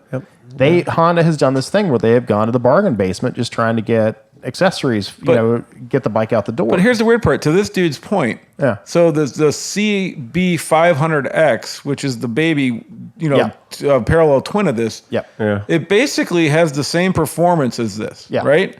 Yeah. It's maybe a little bit lighter, but people love that fucking bike because you can rev it to 10,000 RPMs. You're right. You know what I'm saying? Yeah, it's basically like at the same miles per hour, the same size of a bike, the same. It looks the same. You can't even tell them the difference. Oh yeah, if they're no. As soon as I sitting next to saw each it, other. it's the first CB500X I saw. I was, what do they do to that? Well, now and then they bumped this to 750, and it still didn't change anything. And to Harris's point, he brings up some of the power numbers, and so I did want to take a look at that because his numbers seemed a little generous. So I did look at some dyno runs, and it turns out that it's not that powerful. We're talking about 42 horsepower and 35 torques with an ECU mod, with a pretty substantial ECU mod. And so we're looking at 40 horsepower and 35 torques. But with that 6-speed gearbox, it would do 85 all day long on the fucking highway. And I think that might be 160 miles to the gallon. I think you're right. And I do, when I look at these things and I look at the RPMs that they're running to get these numbers, they're pretty low. The engine speed, the engine speed on these, they're making their maximum numbers at 6,000 RPM or lower, right? No, I mean it's such because of that. It's such a smooth ride. Right. Like you don't get tired. You don't get yeah. wrist exhaustion. Yeah. None of that shit. The only thing that sucks, I don't know if he's dealt with this or not yet, is you got to do the mods to get the seat level because that fucker slopes forward and your balls. Oh, it's a ball pincher? All day long. Yeah. So you have to get a back. He'll listen into that.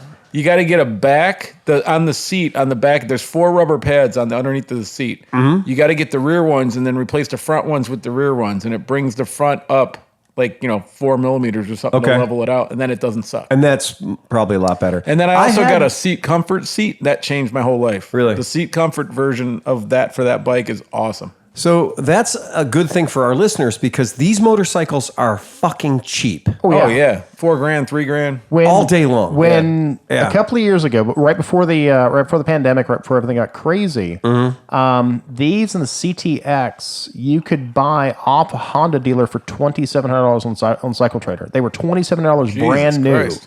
And Yeah, they they were at couldn't that get rid of time them. 3-4 years ago because I would've bought another one. because nobody could not get rid of them. couldn't get rid of them. And then the pandemic hit, you couldn't buy anything, and suddenly these things jacked back up to about $3,500. I mean, I guess when I $4,000. bought mine, I got it at a fucking dealership because I Yeah. walked in and it was $4,000 because out the door. Our Had 132 miles. since Harris came up, Morgan, who used to work with us, had the CTX, Mm-hmm. and he bought his after his Vulcan blew up. After I told him, I said, just go buy a bike. He bought the CTX Mm-hmm. Yeah. and he's put 40,000 miles plus on it if he still got it. Yep, and I've got customers that have crazy high miles on a CTX 700. He paid. I think he financed at 4,500, and that was when they were almost brand new. Yep. And it kind of reminds me of the old PC 800. You know what I mean? Yep. Like the same kind of Tupperware look. Oh to yeah. it.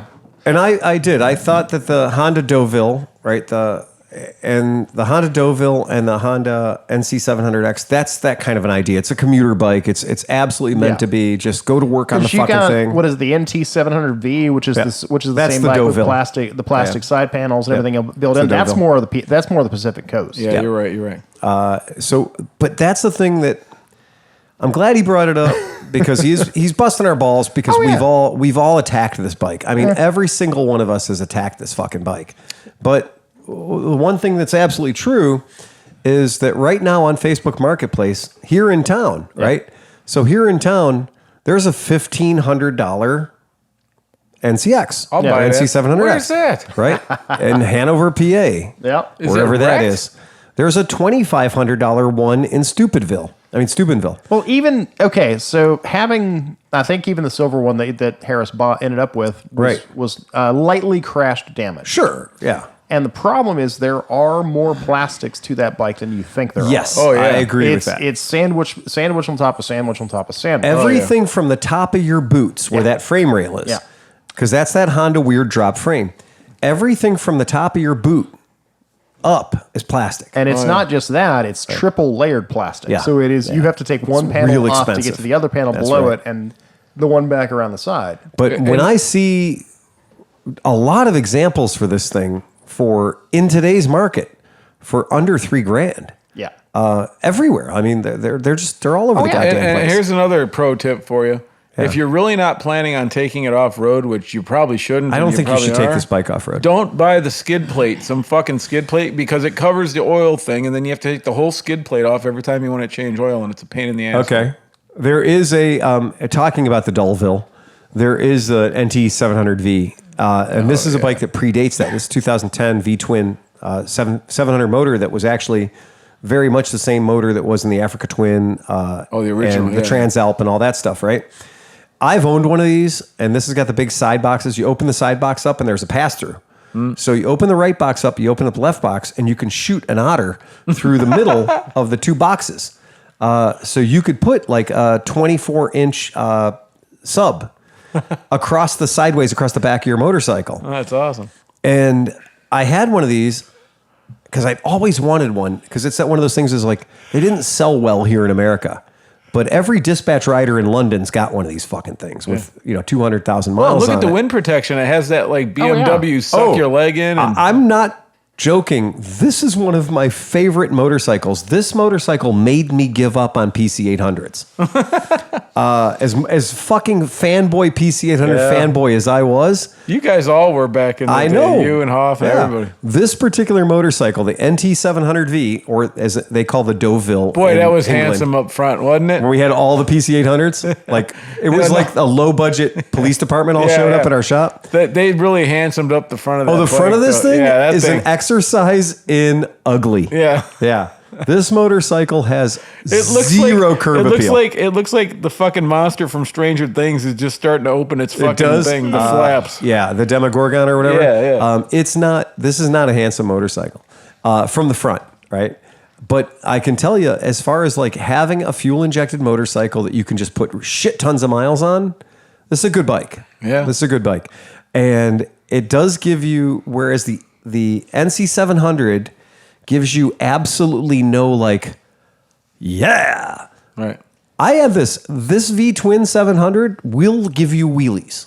Nice. It'll give you the feelies and the feely parts of your body. It does make up for it. Now, it's not going to give you that same, like, recalculous, I'm going to get 70 miles per gallon on this thing. Right. Because it's not a little diesel engine.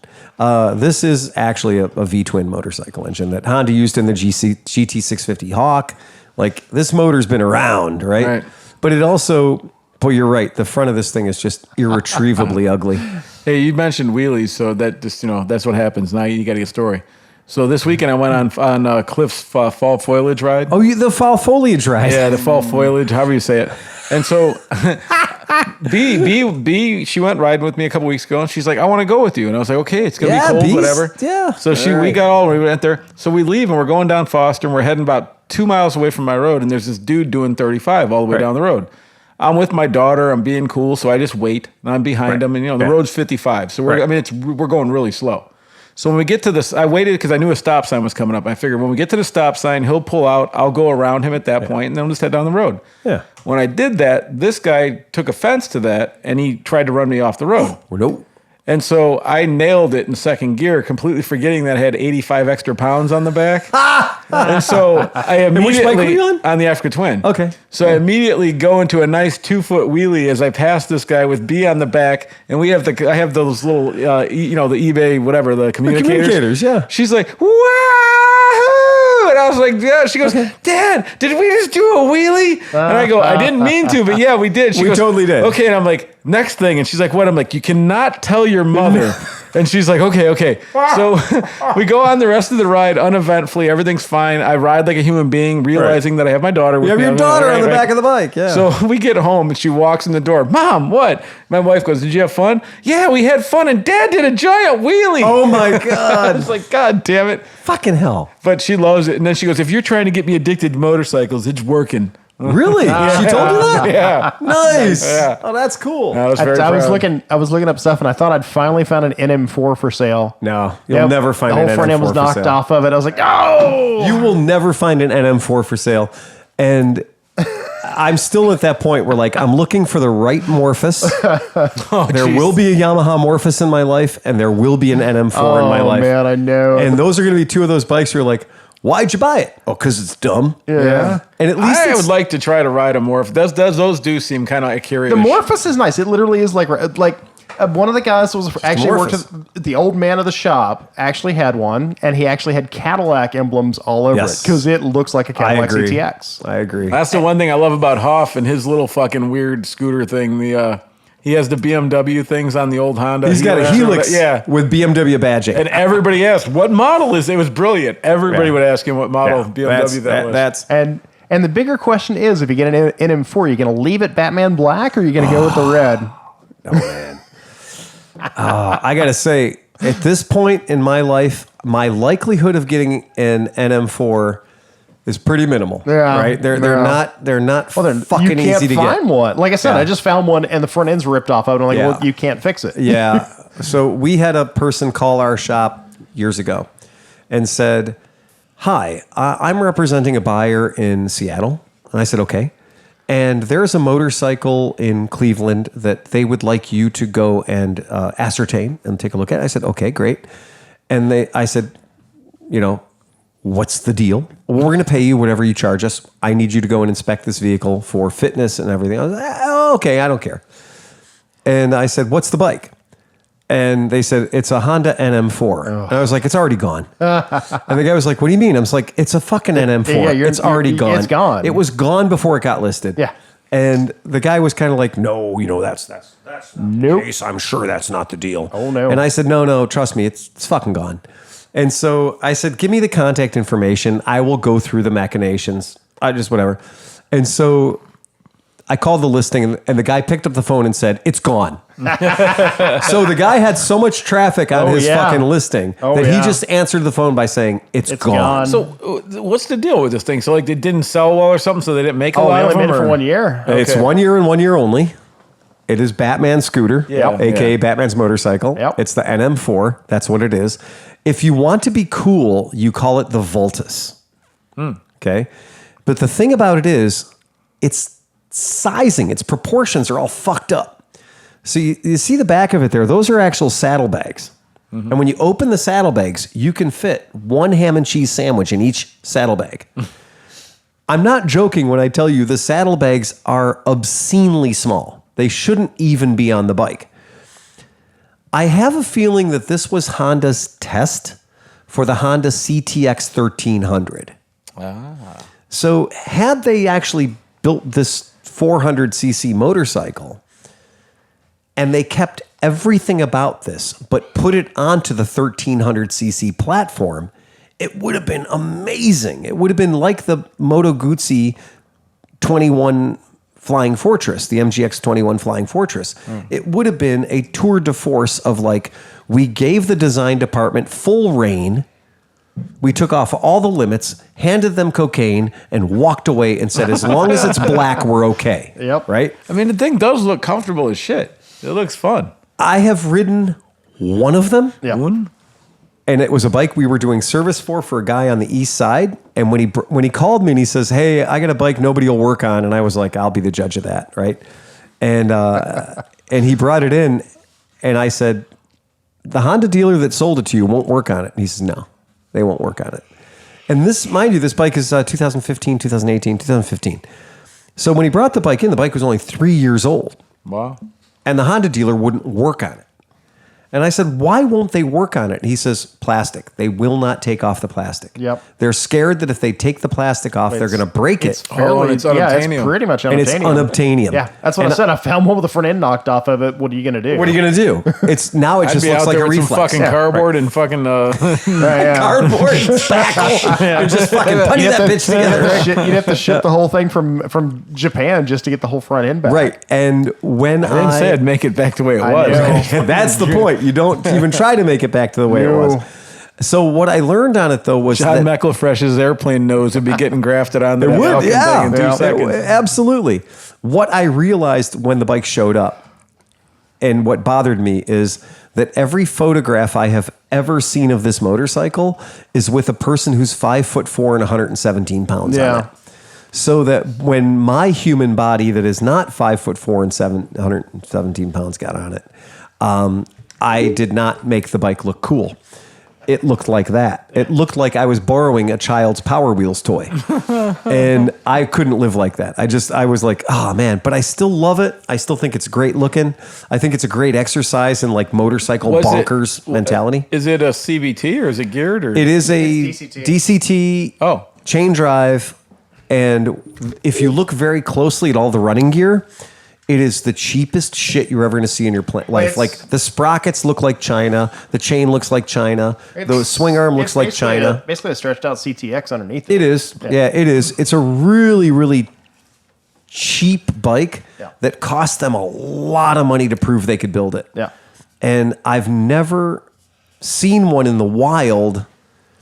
Well, you can tell they had some kind of budget because if you're building a bike like that, why wouldn't you do that fucking knuckle steering thing? You know what I mean? Like Center hub steering Yeah, thing. center Like, hub steer, right. You're right. You're right. There's definitely, it's definitely one of those motorcycles that would I own one just because? Yeah, I totally would. Yeah, you would. I would own one just because. I would own park one that- just because it's a freak show bike. it looks stout enough that it'd probably fit in one of your hearses. I'm looking at it now. And it looks like a Vetter Windjammer fairing. Oh, you're but right. Modern version. Yeah. This looks like Akira meets Vetter. Well, yeah. right. Yeah. Yeah, this bike looks like Akira meets Venom. Yeah, there is nothing about this bike. I have found two other. Actually, there's a third one on cycle. There's one on Cycle Trader for sale right now for $6,700. Yeah, but I found one in Pensacola when I was still in New Orleans that the wiring harness had burned out of, and the guy still wanted $4,000 for it. Yeah, and it was like a $4,000 or trade deal, and I kind of looked really hard at it. Yeah, and I couldn't do it.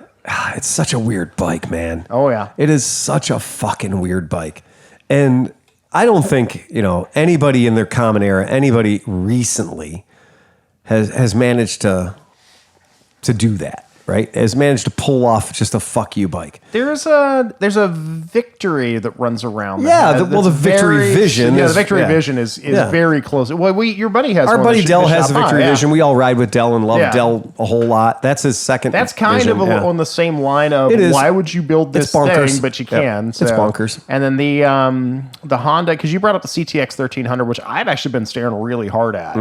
But the VFR 1200X, I think, has those really tall. Oh, that's a great bearings. bike. Yeah, but it's a big, heavy pig, man. Yeah, it did not do well. Yeah, they touted it as an adventure bike, and I'm like, you got to be Arnold. They sold the hell out of those in England. Oh yeah, there is a massive. I call them Interceptor X. Yeah, but that's because they ride year round over there, and that thing's a fucking beat. You're just hiding behind a shield. First time I rode one, I was like, nope, this is it. This is the bike I want. And then I realized they were not cheap. They're not cheap. And two, kind of almost like the NM4 access, where you can't really find one. But you know what pisses me off is that they used the BMW style spokes for the tubeless tires on that motherfucker, but they didn't do it on my Africa Twin. I know. It's like, why wouldn't they fucking just port that shit over, man? Like, you already have it made. You don't have to tool. You don't have to do anything. Just fucking give us those wheels. Every time I see one of those, I look at it and I'm like, you know what? It reminds me of a Motus. If you've ever seen the Motus the Motus V8 motorcycle. The Motus, was that a V4? I think it was a V4. It's a V4. So the Motus V4 is the same similar configuration. It's a V4 sideways across the rails, like a Guzzi with two extra cylinders. And it's got a little bit of a cant forward to it. And the Motus is an American-made motorcycle.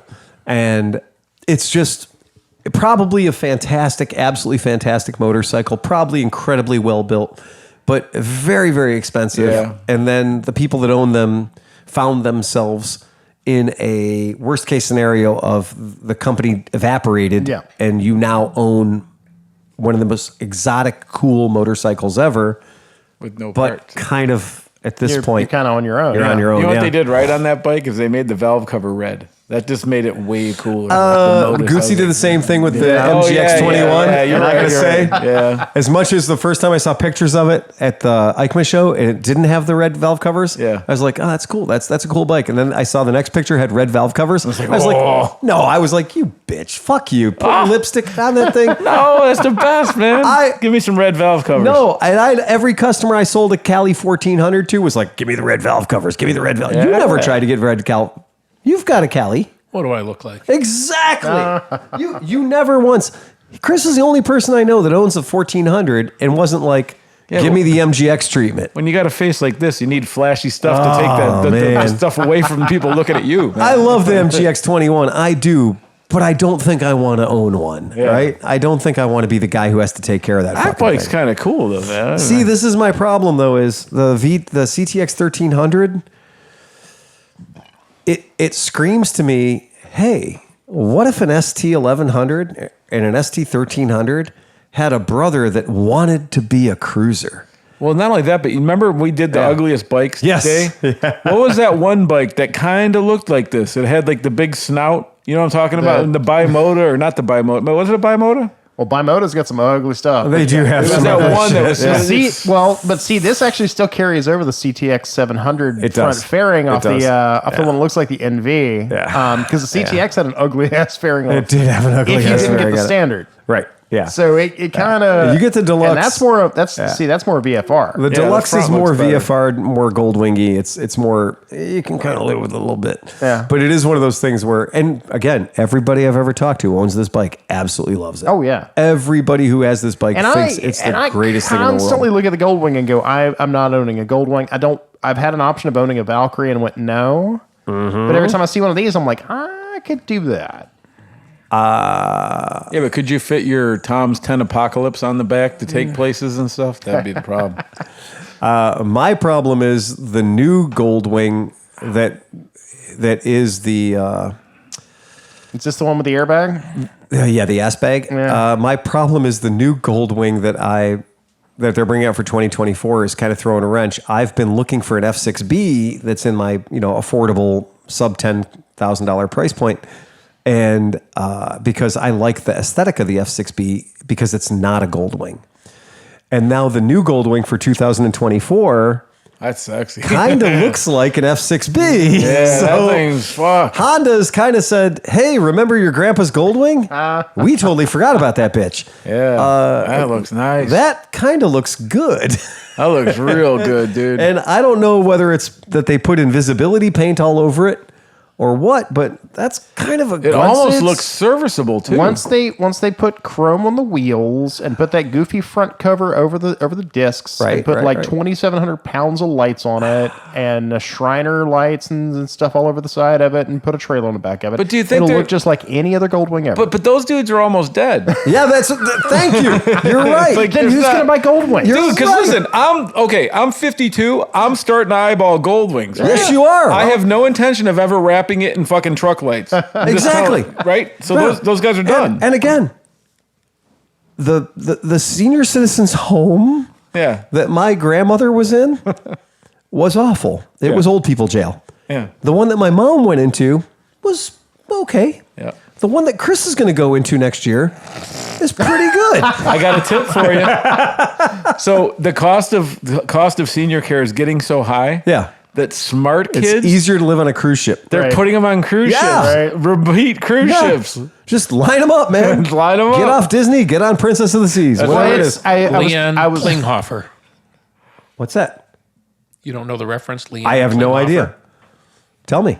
He was the one that was shoved overboard in his wheelchair by the Palestinians about 50 years ago. What? Yeah, they referred to it as Meals on Wheels. Oh, Jesus Christ. I do think that by the time Renee's going to be in it. I'm going to have to pay a higher Patreon because I didn't get that joke. I didn't get the joke. I know. And Tom's Tom, gonna what have the to get fuck? it at the $10 level. It was What the old timey hell? stuff. It was information that you need to know from 50 years ago. I That's know. totally up and your I'm alley, like, what are you dude. talking about? I thought that was the secret to when they killed Archduke Ferdinand that started World War One. Well, yeah. But I mean, I was going to go with Norwegian Cruise Lines. if that's what getting into my means getting into my sick bed, if that's getting into my senior years, and I've always said I'm not old enough for Goldwing. do they sell a Voyager kit for it? Now, do they have little wheels that pop out of the things That that was hold what I you was up at talking the about here, light? the Voyager kit. Oh, okay. Yeah. Don't know, can't tell you. Sexy bike. Yeah, that's good. Don't know, can't tell you.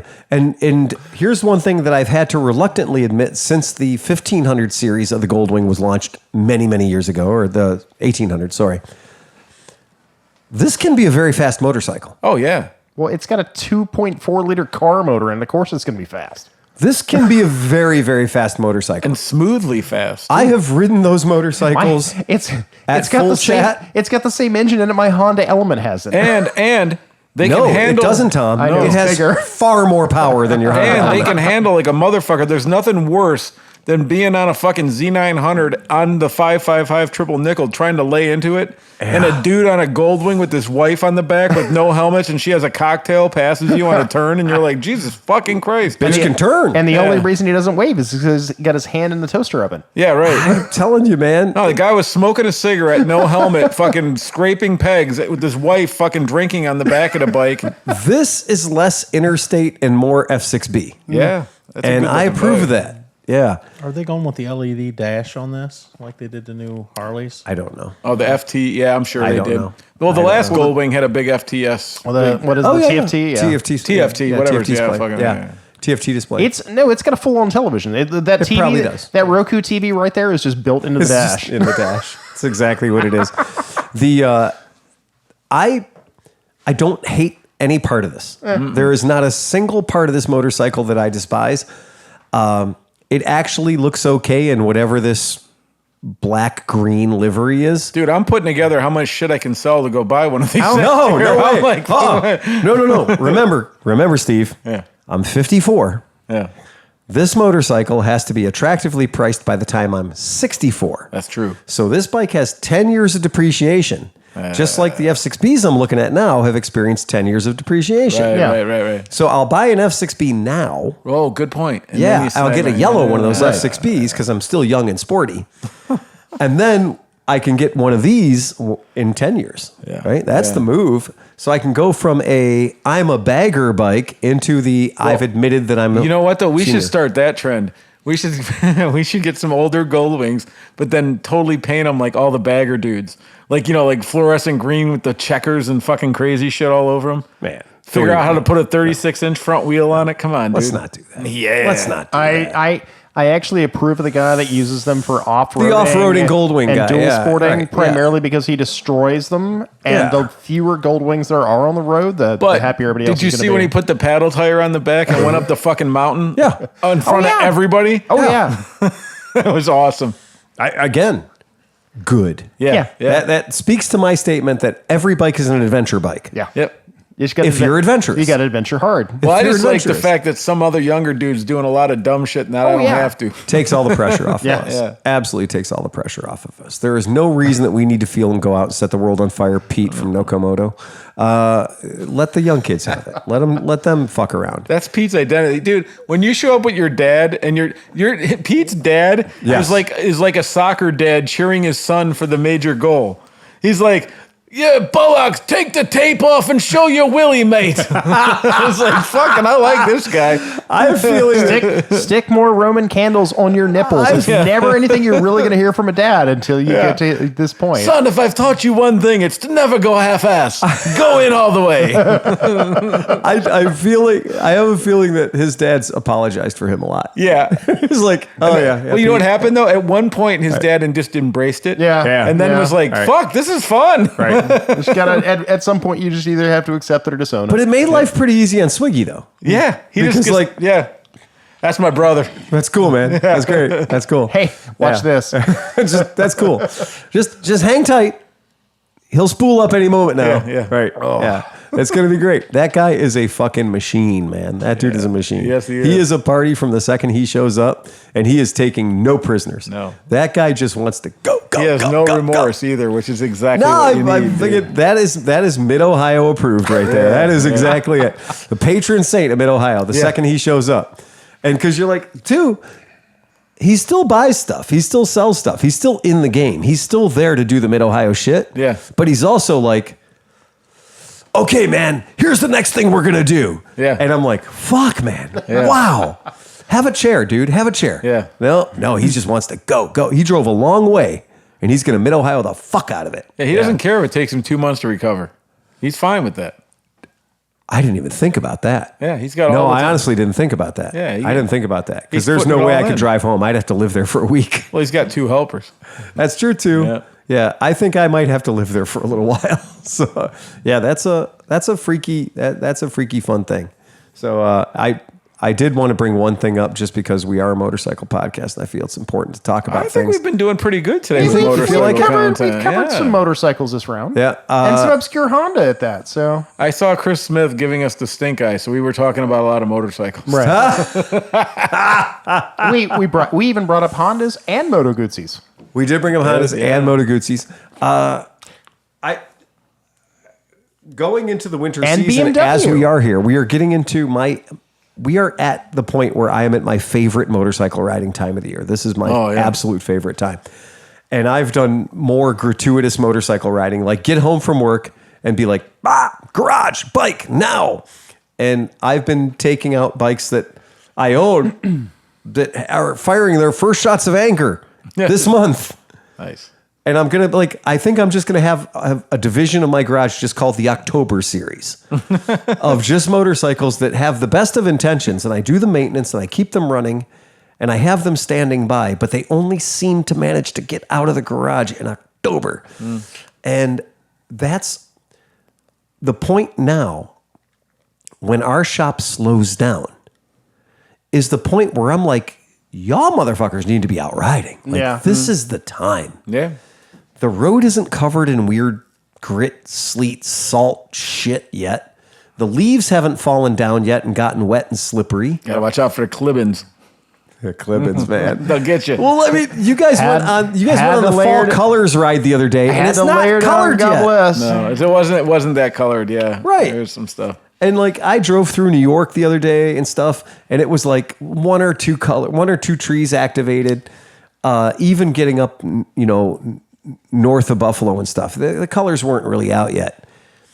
And this is getting into it. We're just now starting to make that turn. And it's so good because like you can layer up properly. And if you have gear and stuff, it's actually refreshing. You're not cold, but like the air coming in underneath your helmet is just enough to be brisk, and it makes you kind of more aware and stuff. Oh, it's a great time to ride, man. It is a perfect time to ride motorcycles because you get that like, this is it. This is what it's all about. I switched to my my slightly more enclosed jacket.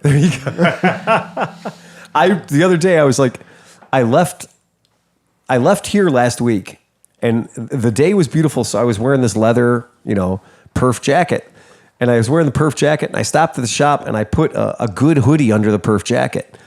And once I got right by the lake, the hoodie was like, "Hey, Dick, that's a perf jacket. Yeah.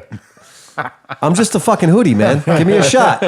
And I got home and I was like, fucking proper cold, right? Because it, 48 or something, Well, 50 yeah, degrees. I dipped down to the 40s. Yeah, and I jumped into bed with my wife. And in our house, we're playing thermostat chicken right now. Mm-hmm. So I've woken up the other morning and it was 61 degrees in the house. And we have a very old house, right? It's an old house. We got good, decent windows in it. So the lowest we've gotten yet in my house is 61 degrees. And my wife wakes up at 4 o'clock in the morning. That's 4 a.m. Eastern. And she wakes up at 4 and she'll move around and make noises and stuff. And I'll be, "Hey, baby, what's going on?" And she goes, "Didn't turn the heat on last night, did you?" I'm like, "No, I got both cats last night. So I had both cats and a blanket. I'm doing okay." And she says, "Yeah." She goes, "It's pretty cold out there." And I was like, "Go ahead and turn it on." She won't. She will not. She will not be the one to turn that thermostat on. Well, that's why last week when that furnace kicked, it is Yeah. right there to your right hand. Really It right is there. right. It is a Right. foot and a half away from you. It kicked on. I went. I had that thing set at 55. I had it set at 55. I had it below 60, Yeah. and it kicked. We're sitting here and it kicked on. I went, no. Oh man, but in the mornings now, Oh yeah. there's two phases. There's I'm not getting out of this bed, and then at the certain moment, it's like I'm getting out of this bed, and I have exactly 35 seconds to get fully dressed before hypothermia sets in. Yeah, and that's the goal. And I went out and jumped on a motorcycle the other morning. I made it 10 minutes from my house, and I was like, "This is it. This is the moment." I fucking love it. That is a magic thing between like 50 degrees Fahrenheit and like 65 degrees Fahrenheit. Is just the best fucking time to ride a motorcycle. Well, for 20 years, I have ridden. It has either been 110 degrees God, no. in a monsoon, Awful. or 45 degrees. And in New Orleans, 45 degrees is like 27 degrees. Yeah, I want any part of it. So you literally have like this much window. Man, motorcycles run better at 65 degrees Fahrenheit. They run better at 50 to 65 degrees. They just run better. Everything clicks. Everything works better. It's an absolutely rewarding thing. And Cleveland starts to smell really good.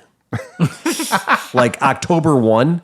Well, the leaves are turning. Oh, I thought you meant all the pumpkin No, no. spice floating through the air. Well, no, that's the contrast to everything I've ever heard my entire life about, the industrial city of Cleveland, which it's not. No, it's not anymore. No, it's not. Yeah, right. No, you could drive through Cleveland with your windows open. yeah. Your white T-shirt won't even get Yeah. dark at all. It's totally fine. No, but it was though. My grandfather used to live on Washington Park, and his house would have an 1/8 inch of like soot in it at all times. man. Absolutely. It's totally a different experience. Yeah, It's absolutely yeah. a different experience. The other day, we had a little bit of sunshine for a while, and I was like, for the hell of it, just for the fuck of it, I'm going to run down and jump in the lake, because the lake's, not far from my house. I was like, I'm going to run down, and I was just balls sweating, working in the yard. I'm just going to run down and jump in the lake just for the hell of it. That's a bad idea. And I went down the lake, and I was like, let me test it first. It's not that warm. It got a little chilly. It did not stay. Oh, we have visitor. Uh-oh. Bump, bumpity, bump, bump, bump. Hey, it's John Meckelfresh. Woo! That's great. Look at that. That was totally worth it. God damn it. I stretched it out as long as I could for you, John. Thank you. Amen, brother. And it's a whole 3 inches. It is a whole 3 inches. I stretched it out twice. Okay, now you know the whole thing we all want to know about is you're selling Steve's Africa Twin. Okay, that's one of them. That's one of them. And the other one you're selling is the monkey. It's, I think, already sold. Would you like to touch my monkey? It's been touched. Well, who has been fondling it? This is the mystery is who bought the monkey? Because you said it was still somebody. don't know? No. I don't know. I'm not going to tell you. You better tell us. Well, okay, Nick said it's not him. It's not me. It's not you. It's Kevin not Rosman Phil. said he didn't buy it. Kevin said no. Tom said no. Smith did not say anything yet. I thought Smith already had a monkey. Or no, Chris half a monkey. He has half a monkey, but I don't think the guy lets him touch the monkey. Shock the monkey? Chris, did you buy a monkey so you could have a monkey all to yourself? Yes. Mystery solved. Nice job. Chris bought a full-blown monkey. I wasn't gonna steal your thunder. That's awesome, man. That's so cool. That's why he's been sitting here all quiet, shifty. And he's no longer a part-time monkey Like master. the cat that ate the mouse. Oh, it was you gotta hilarious. give it to Just that reading guy. all your notes, going back and forth, back and forth, back and forth. And say, well, fuck, we don't know who sold it. And I thought, all right, well, fuck these guys. You know? I guess I'm not part of the crowd anymore. How do you keep an idiot in suspense? I'll tell you tomorrow. Yeah, right. That's fucking great, man. Well, nobody Good thought. for you. The reason nobody thought of you because you kind of already own one, and you have a TNT 135. Well, that was the. Wait a minute. What do you mean I kind of already own one? didn't you buy one with that dude? Across the street? Yeah. Well, no, he owns it now. So he had a timeshare. No, I don't own it anymore. Yeah. So So he bought you out of the timeshare. Yeah. Yeah. Okay. Fair enough. That's And happened. that's in my kind of life funny though, before. because he's one of the only guys to ever give up a timeshare and then just buy his own timeshare. That's the way to do it, though, because Yeah. he gave up the bike that cost full price and he bought the cheap one. Right. That's super smart. I don't think it was a bad deal at all. That's not a bad deal one bit. That And is you don't not have a to bad worry deal about at all. scratching it because it's already scratched. We're kind of devastated at work. I mean, that was our little second Kubota runaround. Oh, was it really? Like, I don't want to have to walk all the way up to So that that was building. the water department utility vehicle. Gopher. Perfect. That was cool, man. So I'm happy. That's fucking fantastic, man. Yeah, Good yeah. for you. That's cool. And it is in. I mean, it's in the pictures. I was shocked at how unbroken it is. Compared to how Steve is? Yeah, I know, It's right. like, oh. Didn't want to say it that way, but Oh, yeah. no, I said it right in the ad. the bike made out way better than he did. It's the bike might be the best tribute ever to the unkillability of Honda motorcycles. Unbelievable. Yeah, unbelievable. I mean, Steve, you'd think he went through a guardrail. Right, The exactly. bike just has a little dent in the tank. Yeah. Which at this point it's new enough. You could probably get a tank for like $150 if you really. I doubt 150. I got a you Vespa could- at my you shop. could easily buy one if you wanted to spend the money, but I'm saying there's somebody parting out a monkey somewhere. You can. I get got a tank. Vespa at my shop. Primavera modern bike. Somebody at this lady's work kissed it with their Dodge Charger and knocked it over. So there's a dent in the right rear cowl, right? And there's a scratch on the left rear cowl. It's super minimal. But where the car hit it, Vespas are made of stamped steel. Right. And that monocoque design, all those edges, there's a phrase in the bodywork industry they say creases are not fixable. Right. Dents are fixable. But once something is creased, it's fucked. you have to cut it out and weld a new one. That's right. And so we had two different body shops look at this bike. And both the body shops were like, yeah, man, we'll do that. Bring it in. It's cool. No big deal. We'll do the body work. We'll replace the panel. And I said, you can't replace the panel. This is part of the frame. What do you mean? I bring in a bike in, let them take a look at it. They all of a sudden, the guy who told me it was going to be no problem is calling all the other guys out of the back of the shop. And they're all looking at it like a dog staring at a ceiling fan, have no idea how it got put together that way. Dog staring. Right? And they're all just like, well, maybe we could, nope. Well, maybe we could bang it out from the other side. Let me show you something. Take the seat bucket out, show them the inside. Oh, can't get in there to bang it out. No. And it's creased. It's creased. Well, maybe we could do that. Well, if we cut this out and we're going to get another of this panel, yeah, we're going to get that other panel. Where are you going to find a perfectly pristine crashed Vespa that's not crashed on that side to cut the panel out and weld it in? So that's a good thing. So Vespa doesn't sell any kind of replacement body panels? They sell a replacement frame. Right. But that's, you might as well total the bike. And it's painted. That's nice that it's painted because it's going to be a perfect color But match. it's probably half the cost of the... But it's a hell of a lot of money. Yeah. So when we went through those numbers with the insurance company, everybody had a come to Jesus moment except me. I was well ahead of the game and knew where this was going to end. Her bike that had experienced one of damage was going to get totaled out. And her Why? bike's only 3 years old. Why do you think Low that, miles. why do you think they make those cheeks unattachable? Like the old days. Like Right. you can't take, why do they do that? 'Cause Because I always wondered, like that because seemed kind of stamped shitty. steel is strong. And that hollow exoskeleton that is a Vespa frame, the wider it is, makes it stronger, right? So they're not the only person to use stamped steel frames. I mean, Honda's done it for years. In fact, the venerable CT90 start it. is a stamped steel frame. You don't see anybody having to pound those out or do anything. So is a brand new Super Cub. So if you have a brand new Super Cub and your brand new Super Cub gets super fucked, you don't just like, I'm going to hammer that out. You don't. You have to order in a new frame. Well, there was probably some logic in putting that big back rack on it. Yeah, It right. can't touch the ground. Right. Exactly. The rack hits first. Right. Yeah. Well, what happens if I dent that? Well, how are you going to get to it? You got to get to it first. And so this particular customer who's in this position, we've had two bikes in 1 month that both came in with what any of us would call, I'll ride that. Yeah, that's a ding. Yeah, okay. That's going to be where my pound of Bondo and sticker goes. Yeah, right. Right? I just have a real quick question. Yeah. So I missed one fucking podcast and you replaced me with We did mention that. halfway to my doppelganger here. Fucking We said we Okay. said Johnny Mac lost some weight and changed his name. Fat and stupid's not here tonight. We'll have to get a replacement.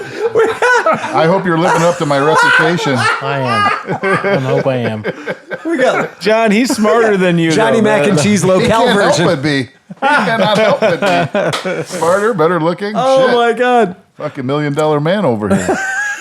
All right, I see how it is. I see how it is. We were hoping you wouldn't show up and make it awkward, but here you are. And then you know what, he just surprised us too because Of course. his hobby is cleaning carburetors. It's fucking Right, crazy. that's man. exactly it. Right, All right, that's his jam. I got a couple cans of carb cleaner in my car. We can huff a little bit later He on. just if you'd like. fucking sweats carb cleaner. Don't let him lie to you. I did. I brought you some Yeah. Detroit carb cleaner. Yeah, there you go. Yeah. Well, I kind of figured when he said people were coming down from Detroit, they're probably here to see me mostly. Right. Yeah. There you go. Yeah. Probably. John, to show up. John, we have a Saturday to reserve. Yes. Yes, we do.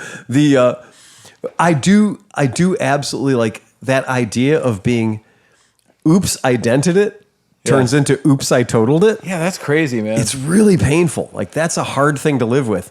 And again, this is a bike that I have ridden and I would pronounce it forever rideable. That's what I was about to ask. So, is there have any you met legal? Skubaka? No, of course. But I'm saying for us, but like for her, Yeah. what's the legality of her getting the replacement money and Good. just buying the fucking bike that just has Excellent. a dent? You're absolutely right. That's a good thing. And that actually comes into the point of this is why we do a podcast, to educate people.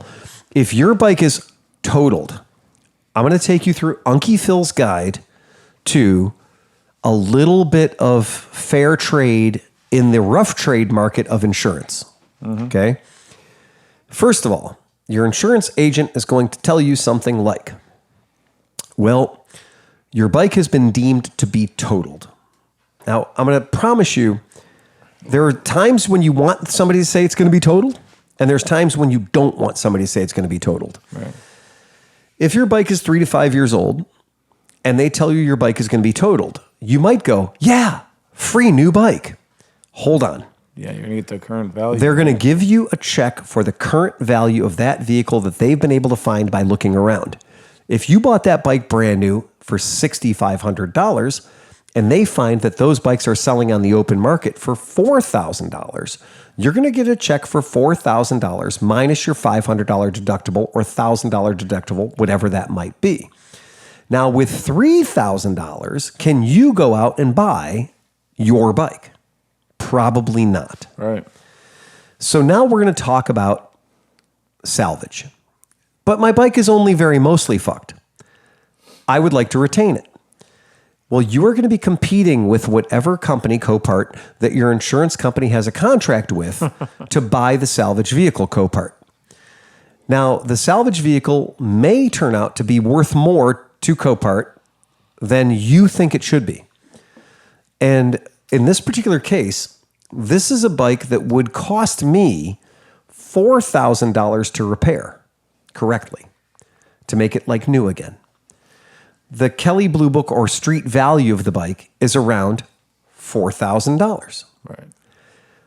Copart promises that they're going to pay Progressive $2,000 for the salvage price of this vehicle. Now, I argue that I don't think Copart's actually going to pay them that, but I think it helps Progressive to say that's the starting off point. Now, in our particular state, the owner of the vehicle always has the right to buy out the vehicle because you're the title holder of the vehicle, okay? The insurance company is going to salvage that title out when they issue you what's called a settlement on your buyout. So you're going to say, I've been paying insurance on this bike for 4 years. You want to offer me $4,000. I want to keep the bike. We've got a deductible. So I'm going to take $2,000 off of my $4,000 payout. I'm going to take $500 off for my deductible. Now I'm getting a check for $1,500 and I'm getting my old bike with a salvage title. That's a tough pill to swallow. You got $1,500 and a broke dick bike. But in her case, it's not. It's just dents. So, like, if you're a rider and you just want to ride your fucking bike, I would do that. That's what I call the butter zone. The butter zone, exactly. You already broke its cherry. Right. It's You're already in the got butter a dent in zone. the tank. Right. Now It's you got can some just character. enjoy it. Yeah. You just have fun I don't with have it. to worry about throwing my foot But over it. I don't how- have to worry about scratch and dent. So how do you feel, though? Let's just say, for the sake of argument, you're in this customer's exact position. You want to buy your bike back because you know that with that $4,000 check minus your deductibles, $3,500 if you have a $500 deductible. Some people have $1,000 deductibles. Let's just say $500.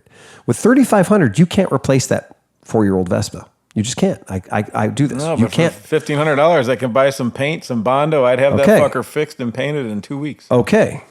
Then you sell it on the open market for $4,000. and No, don't you tell can't. anybody Not with a that. salvage title. With a salvage title, it's worth, Squatouche. Yeah, I don't know. I've bought bikes with salvage titles. because you're a that, dumbass. No, that is something dumb like the shift shaft broke and they replaced it. Oh, okay, well, there's nothing But wrong what with did the that bike. do for the resale value The of the bike? bike had cosmetic value. I mean, you knock $1,000. There is another out. option, though. Go ahead.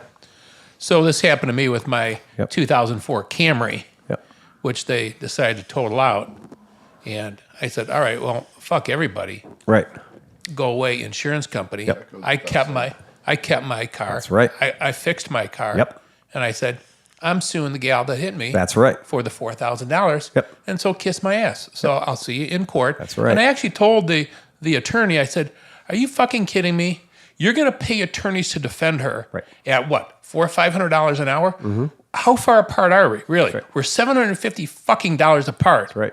So you're going to sit there and not come up $750 to make this work? All right, fuck it. I'll sue her in court. And That's exactly small claims right. court, fuck you, and it'll be in Rocky River. You know, let's see how it works Right. out. You're absolutely right. So you don't have to back down. You Yep. just you just tell them, all right, we'll go to court. Fuck you. Because you know what they don't want to do? They don't want to hire an attorney That's right. from downtown to fucking go out to Rocky River and try to defend some bullshit case Yep. where it finally goes up to the insurance adjuster and says, who the fuck did this? Right. And not pay this guy an extra $500? What the fuck's the matter with you guys? You're all fucking fired. Wow. Jesus yeah. Christ. Yeah. Well, Chris If is absolutely if Smith right. ever seems like he's running out of breath or his arms loose, just bring up his fucking Camry. We'll get his fucking heart rate right back up there. Yeah. But when you're when you're dealing with an insurance company, remember, insurance companies put on this earth to fuck you over, right? Yeah. So no matter how many fucking premiums you've paid for 10 years or 15 years, and you've made all these premium payments, you never made a claim. Now, when they are they're supposed to be in your corner fighting for you, they are not in your corner fighting for you, even though you're their client. Perfect example. When I got called away a couple weeks ago Yeah. because my wife's car exploded, Yep. right? So I called the insurance guy and I told because like we called the insurance guy to get the tow, and that's when the cops fucking towed it, right? So I'm telling the insurance guy blah blah the next day what happened. He was like, "Oh man, send me that receipt and I'll get it covered because that's bullshit." I thought he was like, "Wow, what a nice fucking guy." No, he's not. It was a comprehensive claim. Exactly. He didn't tell me that. No. He just said I was just fucking doing a tow for me. No, your rates went up. Yeah, of course they did. Of course they did. That fucking cocksucker. Now I'm mad too. Fuck, all right. Well, you ought to be. I like the idea of going with like Progressive or one of the big insurance companies because you stand a pretty good chance of running into somebody who has the same insurance, and then there's no contest because they're paying both ways. They're paying That both was the ways, best- and the best both thing that rates are happened. going up. They passed the my car was parked on the street, and so I had Progressive, she had Progressive. My car I got a check. There was no, If you're going to be the person that has insurance on your car, if you're going to play by the rule and you're going to have insurance on your motorcycle, your car, whatever you're going to do, if you're going to do that, if your vehicle's going to get hit, absolutely remember that you do not have to make a claim. Because the things that happen once you make a claim are you can't redo. Yeah, you can't get a do-over. you're fucked. The claim happens. The rates are going to go up. Things are going to happen. These things are all going to happen. Chris's idea of going directly at the insurance company of the other party and saying, "I'm just going to take you to court."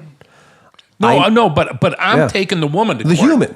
Yeah, I'm Right. taking The her to human. court. Right. I don't give a fuck what her insurance Doesn't company matter. does because her ass is going to be sitting there. And she's liable. So she's going to have to Right. bring in an attorney Yep. to defend her, or Absolutely. the insurance company's going to have to Right. bring in an Or attorney. write me a check. And they don't have somebody sitting around in Yeah. Cleveland to do that. They got to hire somebody from downtown. Right. Write me a check. Yeah. That's all it comes down to. So figure it out. Do your fucking math for once. There is nothing in the world when I talk to my customers that says you have to take the insurance company's offer. You do not. Always reject it. Yeah. If you haven't rejected it 3 times, you are not playing the game. I have seen people get an offer of a settlement on a vehicle where we've had $4,000 damage on the vehicle and they don't want to pay to get it fixed. So the insurance company is going to be like, "Oh yeah, well, your salvage buyout on this, or the vehicle's worth is $4,000." And I've seen customers just be like, "No, I can't replace this vehicle for $4,000." They're like, "Yeah, but you don't have replacement value coverage." I don't care. I'm not going to do it, and you can't make me total out my vehicle. You cannot make me total out my vehicle. That's right. I'm not obliged by law to sign the title of this vehicle over to your insurance company. And here's something else Yep. too. My wife exploded my old Pontiac Vibe that I had, right? Yeah. I loved that car. It was a great car, but I had done all this work to it, and for some reason, I just remember my dad telling me always to save receipts. So I had this stupid hobby of saving receipts, right? But what worked out is when she exploded the car, they were going to offer me like $3,000 or something, right? Yeah. And I said, "Dude, I had tires. I just put them on like a Absolutely. month ago. Here's the brakes I did. Here's Right. this work." And he's like, "Do you have receipts?" Yeah. They bumped the value up to almost $6,000 just because the receipts I had of current work that I did. I assure you That that, was a good adjuster then. yeah, the Yeah, average so you lucked adjuster out, yeah. will play the game Yeah. and plead like, "Oh, well, we can't do that. We can't do That's that. We routine can't do maintenance. that." Yeah, we're not paying for And they are going to play that game with you because that's how they get paid. It's their job to right. reduce those liabilities. those payouts. Yep, they want to reduce that. That's how they get paid. That's why they're there to baffle you with bullshit. But remember, at the end of the day, that property is your property. You own it. You have a title that says it's yours in your name, and you don't need to relinquish that to anybody. Going after the person directly is an excellent option if you think there's a chance in hell that they can write you the check, right? Going after the insurance company and saying very clear to the insurance company, "Look, man, I am not going to take a settlement. I am going to drag this out forever until you give me the money that it's going to cost for me to replace my vehicle because I'm not at fault here." That's exactly right. Because what happens is Yep. once you say, "I'm taking you to court," That's right. it goes beyond that adjuster. Now Right. the adjuster gets fucked. No, they got to because- call the legal department. Yeah. So it's, Jesus Christ is going up to legal. Who sent this up to legal? Sally did. Right. Fuck, are you kidding me? Yep. And it's like, Yeah. goddamn Sally. Make this go away. Well, what are you doing here? How much are we missing this? Right. $800. Right. Oh, you're bothering me for $800 fucking dollars? You gotta Fuck be kidding me. Yeah. Pay it. There And is then no court there case you in the get it. world Yeah, they that don't want they to wanna fuck go around to. in court. Yeah. Because And they don't. it's 3, 4, 5 days at $1,000, $2,000 a day. Yep. They're going, Jesus Christ, we got $5,000 under just attorney's fees. And remember, to dick around in Fairview Park. What are you we don't, doing? and you don't need a lawyer No. to make that phone call. You need a phone to make that phone call. You need to be the company that the party that's been wronged, and say, sure, I've got 7 lawyers, but we're not going to go through the insurance. The other thing you do is Sally, who's denying the claim. Right. So Sally, okay, great. Thanks very much. I need your last name. Well, Right. I need because Yeah. Sally, you're going to get deposed. Yeah. And you're going to have to come to Cleveland for this. So and I want your boss's name. I want everybody deposed. Right. You all got to fucking haul your ass here to Cleveland. So now the insurance company, Jesus Christ, this is turning into $10,000 worth Absolutely. of fucking mistakes for what? Make this guy go away. Yeah. Pay Make this this cocksucker guy to get out of go our way. away. And, Nah, let's screw this motherfucker over. How dare he? yeah. Oh, I'm sorry. What is it going to cost us to sue him? Well, all right. Well, that's what we paid for flowers on our front table in the reception area last year. We can never have Last somebody month. pull this stunt again. We must make We a must lesson. make an example of him. No, Well, that doesn't let's hope happen. he doesn't talk about it on a podcast so Right. everybody else learns. There's absolutely nothing about the insurance company situation when your vehicle gets hit and you've been fucked up. I've been injured. I have had my insurance. I have had $40,000 of medical bills from a always a good way very, to go, very too. small crash, Yeah. a little tiny crash, $40,000 worth of medical bills that I kept telling the hospital, well, the other party who hit me's got insurance. This is the case number. This is the claim number, everything else.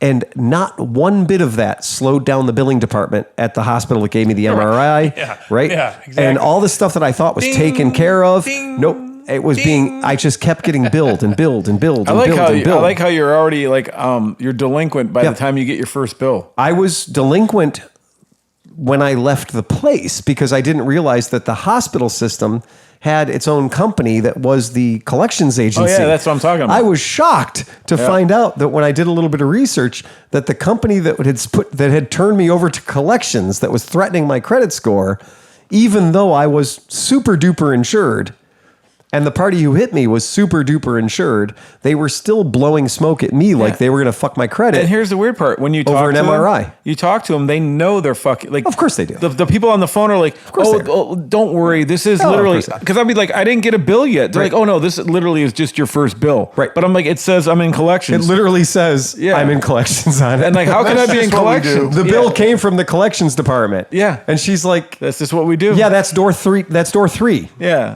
That's So weird, another man. LLC. That's over there. Believe me, if you get in a motorcycle crash, if you are the victim of a motorcycle crash, if your bike is damaged, keep in mind that it is not your job to be the victim again. It is your job to fight vociferously for your bike, to get your bike back to the condition it was prior to the crash. And it is funny because if you think you're winning, if you think like, oh, this is great. I'm going to get no, you're fucking losing. Trust me. If you're paying money to an insurance company and they have an adjuster out there, the nicer they are to you, The worse it's going to turn out. yeah, the bigger the smile, the sharper the knife, right? That's going to be the deal. It is going to hurt. Here at our shop, that's what we've been doing for 23 years. We deal with 20 or 30 crashed vehicles per year. Sometimes the customer's fault, sometimes they're the victim of this. We've never seen a single person after dealing with an insurance adjuster that went, yeah, I'm good. I'm whole. No, you're not whole. You lost. They've all lost to a certain degree. They're in my shop saying, can I take some of the accessories off of my bike because I don't want it to go to the scrapyard with my, Right. St.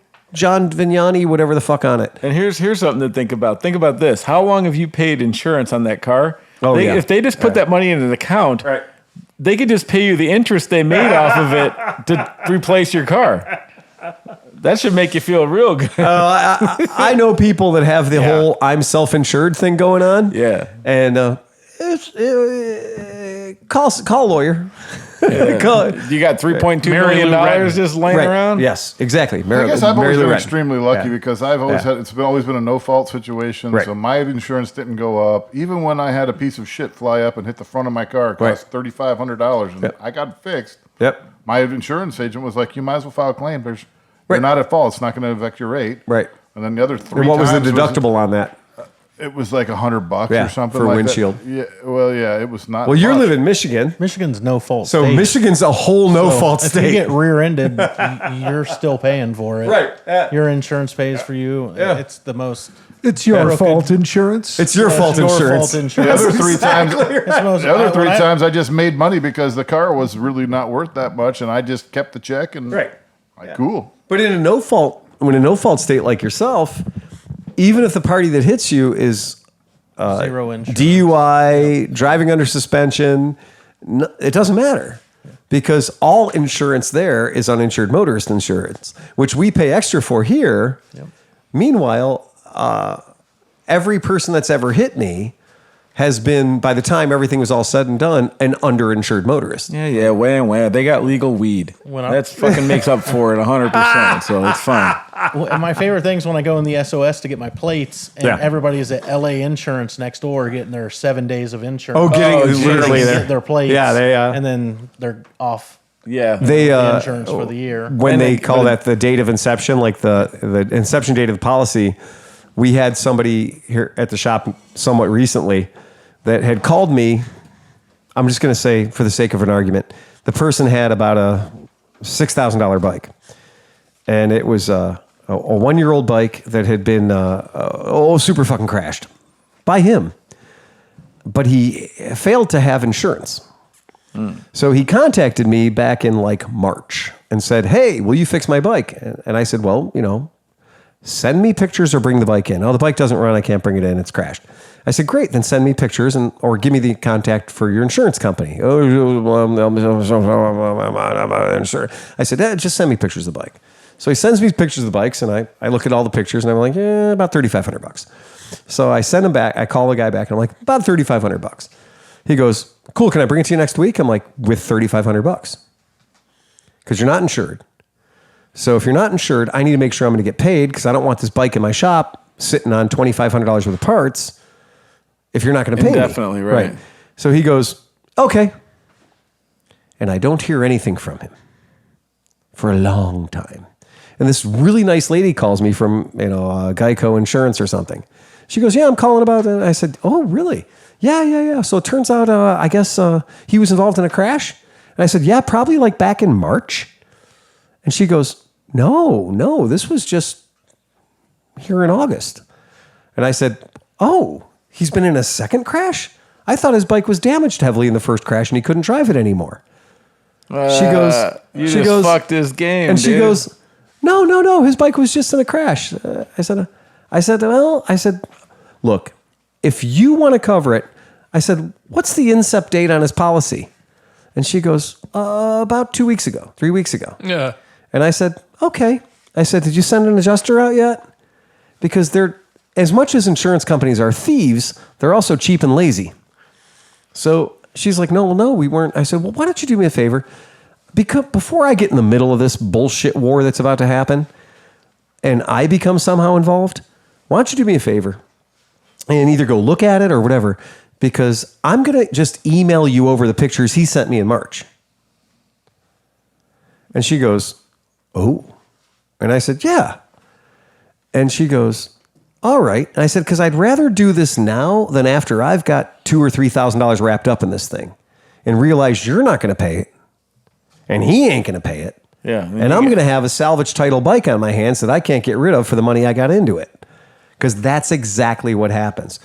In our shop, we've got 7 or 8 bikes that have been abandoned. But how They had no insurance. They brought them to our shop and said, "Fix it." And I went, hold on.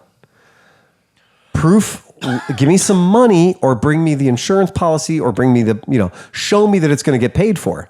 And then magically, these people all just vaporize and disappear. I can't get their title now, though, because they vaporized and disappeared. Mechanics liens titles are not a thing that's easy to do. Right.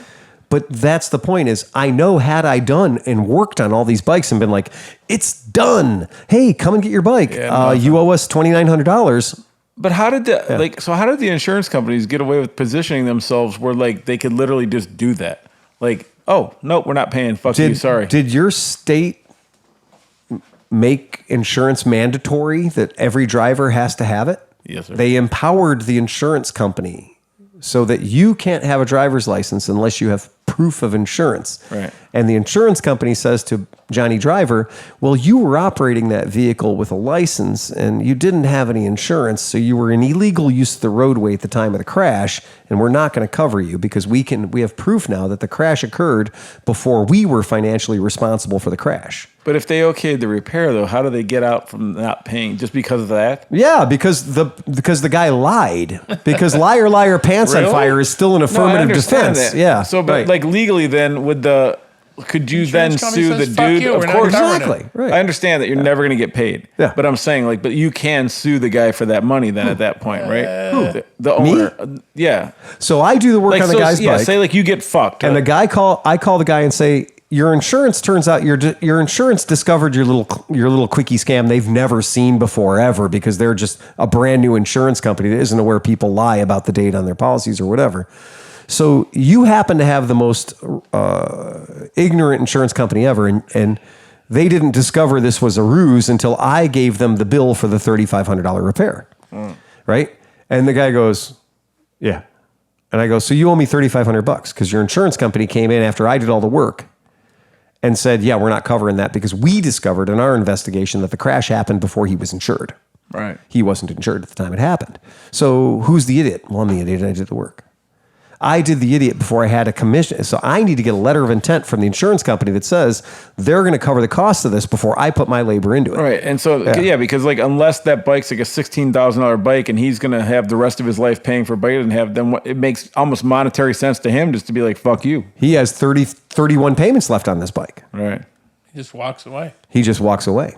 His Says, credit gets "Come- 10 points worse. Come right? sue me. Right, exactly. And Phil can sue him and maybe win. But No. then- well, let's just err on the side that you win. I will Guess win, what? and I will be able to garnish his wages, which are zero for the rest of his life, Yeah. which he'll never. Yeah, so you're gonna chase this shit down Winning forever. and getting paid are two different things. Thank you. That's exactly right. Winning and losing at the exact same time. Yeah, Plus, those lawyers that I hire to do that, those are all free. Right. Yeah. Oh, they're not. They're not. So the second I call my lawyer, it's already losing. Yeah. So it's better to be cautious and don't do the work. Oh, that's smart. It's yeah. better to say, look, I have some evidence that this is a fuck around. This is a fraud. He's committing a fraud. It is better, because I know other dealers that would be like, no, dude, let the insurance company be fooled. Let the insurance company be fooled. Lean into it. Yeah, I guess that's what it is. No, he didn't call me back in March. I have no idea what you're talking about. Do the work, and then the insurance company's going to pay you, and you're going to be $3,500 ahead of the game or whatever it costs. Yeah, Until it's but not. I also have faith in the fact that insurance companies are bullshit fact checkers, super tight with their money, don't want to give away $1 if they don't have to. And if this guy gets caught in a lie, the first thing they're going to do is not pay me. Right. So how does this guy being a fuck want to affect me not getting paid $3,500? Well, they Right. will terminate his policy. That's good. I'll feel Yeah. better about that when I'm not paying Tom or Renee. Right. Yeah. So like that's that joke about when you run your own business and you're working with insurance companies, you have to be careful to make sure that that guy's policy was in good standing at the time of the crash. So crazy. You got to play game a little bit. You got to be a little bit careful and protect yourself, because when you get into that game, they do it to me too. When I write a quote and I say that it's going to cost you $3,500 to fix this bike, that adjuster all of a sudden puts on his, well, I'm the world's greatest mechanic hat. And he starts telling you about how that exhaust system shouldn't cost $600 because he can get one on, Ricart Auto Parts, Rock Auto for $120. Mm-hmm. And I've had insurance companies say, like, why does that exhaust system cost $400, $500 when I can buy one here on this website for $120? I'm like, where the fuck did you find that? Oh, it's Alibaba, Wish, Turo, whatever the fuck. Dude, that's what they're going to do. And they're going to take my quote and they're going to attack it. But like you use OEM parts, right? Like they can't make you buy an Alibaba fucking exhaust for something. No, they right? can't make you, but they can say this is what we're paying for. Yeah. This is what we're going to allow. Right. I can't believe, so there's no regulation saying that you have to use the manufacturer's Not at all. fucking replacement parts? Absolutely not. In fact, That's some fucking- insurance companies stipulate in their policies That's right. that you have to use generic When available. especially with vehicles like Yep. cars and stuff. Like, Yep. That's fucking there's crazy. no, When available. Because we all know, like, how, I mean, some things obviously don't matter. A mirror is going to be a mirror. But if you get a fucking off brand lifter or something like that. When my Tundra got hit, young lady on the phone blasting the back of my Tundra, had the tailgate down because I had 2 bikes in the back of it, and she turned the tailgate of my Tundra into a fucking Pringle. I mean, it was epic the way that thing got fucked. And that's a tailgate on the back of that truck that I loaded motorcycles in and out of for 4 years. Any kind of bike, Harley, whatever. So I took it to the Toyota dealer. They did the job. I got my bike, got my truck back. I lowered the tailgate. And, the Tundra has that soft, that little prop in there, that hydraulic prop thing that lets the tailgate down ever so slowly. Very sexy. So I opened it and it wouldn't go down. I was like, what the fuck? My tailgate won't go down. So I had to fight my tailgate to go down. And I was like, that's weird. That's fucking weird. For the first time ever, why do I have to push my tailgate down? That's fucking strange. So I put the ramp up against it. I'm loading a bike in. So I load the bike in the back of the Tundra, and my tailgate folds in half the other way. And the bike falls on the ground and the whole deal. My tailgate failed. Wow. Because they put on a Chinese replica tailgate. The insurance company wouldn't pay for the Toyota tailgate. The insurance company paid for the off-brand tailgate. And the Toyota dealership that did the work didn't tell me they were putting on an off-brand tailgate. They just told me the car was fixed. Yeah. So I realized the prop wouldn't let the tailgate go down because the tailgate weighed half as much as the real tailgate weighed. Oh. So the hydraulic prop that lets it go down nice and sexy and slow wouldn't let it go down at all because it weighed half as much. Right. It was made out of the thinnest fucking sheet metal I'd ever seen. It was truly a fake tailgate. So, of course, I whine and bitch and complain. I'm like, what the fuck? Like, whose tailgate you put on my truck? And the Toyota dealer goes, oh, yeah, man, Progressive Insurance won't authorize us to use the Toyota tailgate that costs $1,800. They let us use this $400 tailgate from China. Maybe the consumer should have known about that when I load a motorcycle onto a tailgate every day that has to hold the item I'm putting on it and not fold in half and hurt me and injure me, right? And I was like, yeah, we got to fix this now. And Toyota, Motor Cars Toyota, who I bought the truck from, was like, well, then you got to call your insurance. I was like, you did the work. Yeah, right. Well, we did the work with the parts Progressive allows us, and we do millions of dollars of work for Progressive every year. So if they say jump, we say how high. Damn. So be fucking careful. If your motorcycle is getting fixed somewhere, make sure they're using the correct fucking parts to fix it. Fucking Progressive over there getting run by Luigi Ponticello, fucking part of the fucking Gambati family. In our world, we're happy when the Vespa parts show up. Yeah. In our world, we're happy when the Kimco parts show up. We're happy when the BMW parts show up. We're not spoiled with choice where we have options of non-standard parts available to replace a BMW fender with a GMW fender, right? But in the automotive industry, there's a whole fucking industry based on non-standard parts. There's a whole industry based on look-alike, sound-alike, smell-alike parts that cost a third as much, and the insurance company can charge you for the high-dollar item, but actually put the low-dollar item on the vehicle. And the dealer's going to do it because the dealer gets how many millions of dollars a year from that working with that company. Did we give Grombeardo a shout-out? Hey, Grombeardo. We should give him a shout-out. Grombeardo He's a today. Patreon member, for fuck's sake. Yeah, so Grombeardo Yep. actually bought the monkey bike, was ready to come pick it up.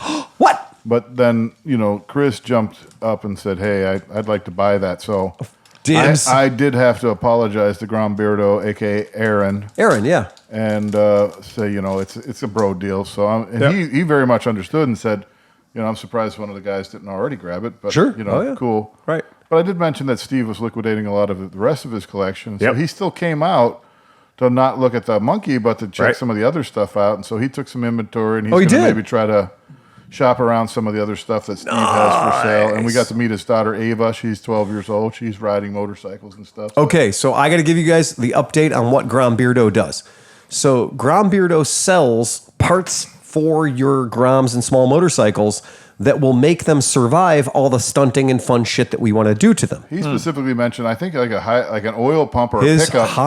his high volume oil pump pickup system will save your Grom if you're doing 12 o'clock wheelies. So if you're going to spend your time on a CRF 110, if you're going to spend your time on a Grom, on a Monkey, doing some wheelies, all the oil is going to go to the back of the crankcase, and there won't be anything to go into the feed to go up to the top end of your motorcycle.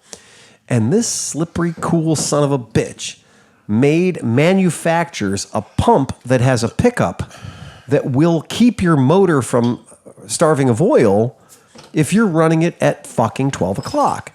And well done for that, because that's something that will save you the bike. Yeah, right? but it's going to take away from the good videos of the dudes locking the motors Locking up the and motors up slamming and down really- and fucking Ouch. killing themselves. That's always fun. So he does these pumps for the 4-speeds. They're only like $75. That's so much cheaper than putting a motor in and rebuilding the motor. He actually does the Takigawa, which is Takigawa is absolutely the fruit at the top of the tree. So he'll do a $130 Takigawa part for you. And Takigawa, if you don't know about Japanese motorcycle parts and Japanese engines and shit like that, we're not fucking around. That is the stuff. You got a Takigawa motor. You haven't listened to the Motorcycles and Misfits podcast. Our friend Emma, she goes on a deep dive on that and how exquisite these parts are and how well built they are. He also does his produced $75 one. So that's badass. He does clutch kits. He does pressure plates. He does springs for your clutch so you can actually get a wheelie to hook up and not just fucking bounce the plates. He's got it going on. So if you want to hop up your small bike, your mini moto, you should absolutely what am I telling you? You already know this. If you got a Grom, if you've got a Monkey, you know about Grom Beardo already. Grom, the word Grom, beard, and the letter O after that. Aaron will take care of that. He's very much on top of this thing. And it doesn't hurt us because he's local. Yeah, right. Right? So that's a good thing for us. So if you are going to build a mini bike, you're going to make some, you're going to make some power, you're going to make something fun, he's the guy to call. Yeah. Yeah. He's going to give you some good advice and get you set up. Give him a shout. And I know I've had to run into him before. He looks familiar. And yeah. I have a feeling we'll be running into him again. Is that a joke? He shows up at the Running events. into him again. Hey. Yeah, he shows up at the events. But give him a call if you want to make sure that if you're out there conducting wheelie class. Yeah. On your Honda 125 or your CRF 110, you may want to invest in a $75 pump that's going to get the oil from where you need it to be. Hey, my Google Calendar just let me know that it is officially Chris Smith joke time. Hey! Go ahead, bring it on, Chris. Kid walks into a whorehouse with a dead frog. Bum.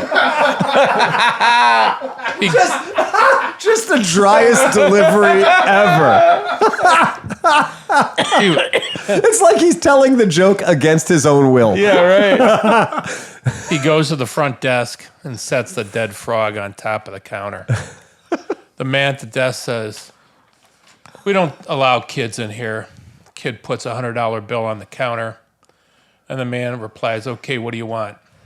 The kid says, "I want to have sex with the girl here that has the most STDs I can get."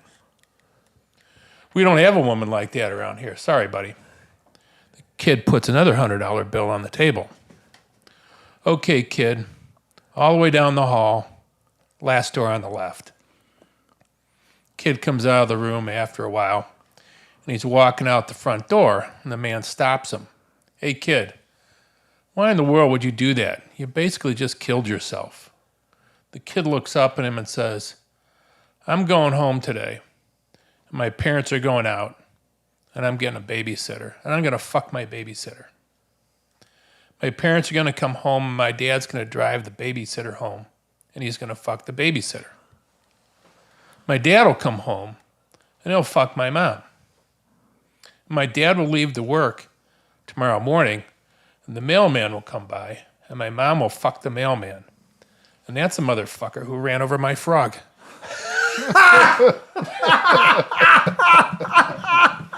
No. Wow. Ouch. But I'm pumped. Fucking horrible. All right. So a pirate walks into a bar. He's got a roll of paper towels on his head. The bartender says, "What's the deal with the paper towels?" He says, "Arg, I've got a bounty on my head." Arrgh. Oh, my God. All right. On that note, I'd like to thank our newest Patreon member at the $20 level, Elliot Dumont. So, Elliot Dumont, thank you very much. That's awesome. You are going to get the punchlines to those jokes, by the way. We've got... Whether you want them or not. Whether or not you want them, they're coming at you, buddy. There's nothing you can do about it. The Patreon thing is alive and well, and it's working, and it does give us the ability to keep doing what we're doing. We got a remote rig recently that's going to help us do stuff out in the field. Badass. Elliot, that money goes a long way to help that too.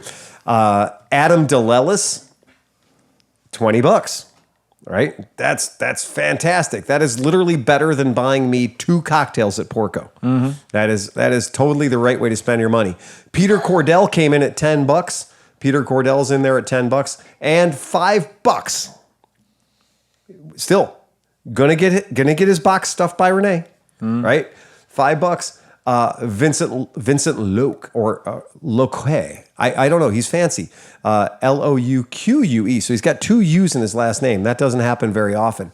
So that's the kind of thing that we're talking about. Getting in at that level, Renee is going to send you a box of goodies, a box of swag. But more importantly, you can listen to the podcast with your head held high and know that it's your fault. That we're still here and we're still doing this. Because otherwise, we would have ran this bitch out of my wallet a long time ago. Did you guys see? I sent you a message. One of the Patreon listeners ended up emailing me, and he said that he was so impressed with what Renee did for him. Oh, the way she stuffed her box? Yeah, that he wanted to send her something, but then he got it back, and on the note it said that her bush was too big, and that if she wanted her box serviced properly, that she'd have to do something about that. So they returned his mail. They couldn't stuff it in her box. They couldn't find her box because her bush was too big. Exactly. It was terrible. If Renee listens to that, I'm going to claim I did not know that was coming. But it's just a simple. Don't quit, Renee. It's a United States. It's a postal.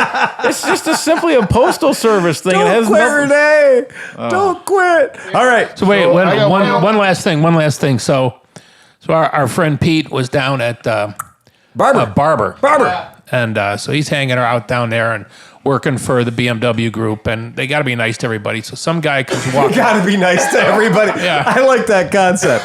Yeah, they got to be nice to everybody. So some guys talking to him about the bikes and shit it's like Barber. that. Yeah, for hours. And the guy finally says, "So where are you from?" And Pete says, "Well, I'm from Greater Cleveland, Ohio." The guy says, "No shit. I listened to a podcast up there called ClevelandMoto." And Pete says, Yeah, I know all those guys. I was on the podcast for like 5 years. Yeah. The guy says, the funniest thing, some guy on the podcast has this motorcycle called the Janus, and they're always busting his ass on this Janus. So I've made it all the way down Birmingham, Alabama. That they know that I got the Janus bike. You're an industry hero. There you go. Because we bust your balls on the podcast about your motorcycle. So Pete says, I know that guy. I know that guy. He's a good friend. Yeah. And if you ask him nicely, he'll let you touch his Janus. He'll show you his Janus. He'll show you his Janus. He always shows me his Janus. His green Janus. Hell, I don't know about that. I've touched his Janus. Yes, I've touched his Janus too. I've fingered it gently. So you guys are out ahead of the pack. Way ahead of the pack on that whole thing.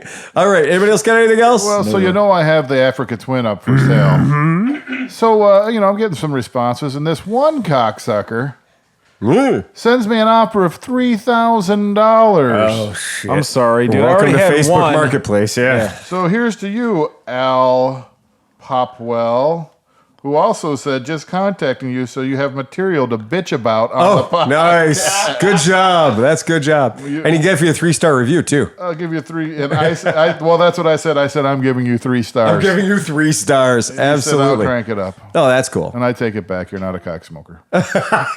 But shout out to Al. Shout out to Al. And Liza is also selling her Africa Twin. But her Africa Twin has the DCT. Oh, so it's not, it's the not good one. Yeah, Yeah. This is a real Africa Twin. This is a for people who know how to ride motorcycles. So this was weird. So when John posted that, Yeah. I've ridden with Steve 100 times on our Africa Twin. Sure. And I swear to God, he had the red, white, and blue one with the gold he has a red, rims. white, and black one. He has my bike exactly. Exactly, your But, bike. Dude, I'd be a very bad copied witness. him. I'd be a very You bad... literally thought he had the red, white, and blue, which is what Liza has. Yeah. Oh, dude, I'm a bad witness. Don't ever ask me to witness anything. Yeah. Well, your eyes are probably stoned. It's just the way it goes at this point. Color's the first thing to go. And good Lord, that BMW E3, that's... Oh, jeez. What? All the responses, everybody. Oh, really? Oh, yeah. Really? That's getting everybody's... Oh, yeah. That's okay. Can you send me 20,000 pictures? I average about 1,000 is this still availables Yeah. for every actual I'm going to engage in a conversation with you. Well, So- the price on that car is low. yeah. I'm not gonna lie. No, I see had the one car. guy- I had it's one shitty. guy. One guy. doesn't matter. One guy came back and he's like, "I have 3 of these plus Right. 2 parts cars. Yeah. Don't let anybody give you a penny less than what you're asking." Right. I agree. And yeah. So Yeah. and now on my other, but this was the one that I like. I don't know if you noticed on the monkey and the Africa Twin. I'm like, no offers. Do not contact No. me unless you want to pay this price and come and get it. Yeah. On this one, I didn't, and I'm paying the price. Yes, you are. And even if But that's if they read it, because I remember when I was going to sell we're the not- dead guy Dodge, nobody read fucking it doesn't anything. matter. Doesn't matter. The problem is what that Bavaria, that E3. The problem is the price for those has gone through the goddamn roof. it has, yeah. They're selling base line now about 10 grand. Yeah, I don't think that I would like our podcast listeners to call in or email in or text in and tell me, because apparently I'm wrong, where the place is that I should be selling my cars. What site am I supposed to be selling my cars on? Now, be prepared to defend your answer if you tell me bring a trailer. Be prepared to defend your answer if you tell me Doug, Cars and Bids, Doug DeMuro or whatever. Just tell me though, because I really do want to know. I have had 6 cars listed for sale on Facebook Marketplace and Craigslist for in excess of 6 months. And I haven't gotten more than 3 people who actually showed up in their corporeal form and looked at the cars, including a woman that said she was going to travel all the way from great distances if I got the escargot out of the warehouse, brought it to the shop. She was supposed to be at my shop yesterday to buy the car with cash in hand. So I did all the things. I went to the shop, I went to the warehouse, I put a new battery in it, I fired it up, I cleaned the carb, I did all the things I had to do to take it out of winter storage. So I took a vehicle out of winter storage so she could buy it as we're going into winter. a month before we go into winter. Right. So I did all that. And do you know who showed up at my shop yesterday? Not her. Chris? Squatoosh. Yeah. Fuck that. And I sent her a message and I was like, you told me you were going to be at my shop on Thursday. Yeah. What happened? Oh, I totally forgot about it. You pinged me 43 times about your car. When was your car going to be ready? When could you come and pick it up? You were bringing cash and all that shit. No, she's a psychotic. She's having a fantasy life where she buys cars. Yeah. You need me. I accidentally buy shit on Facebook. by Exactly. hitting buttons. Every one of my friends buys dumb cars all the time that they shouldn't buy. Dumb motorcycles they shouldn't buy all the time.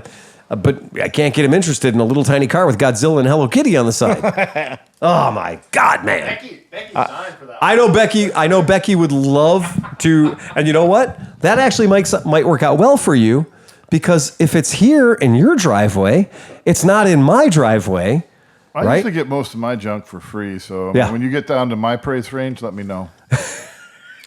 Yeah, I got a Jaguar that needs to be sold. I got all kinds of cars that need to leave my world.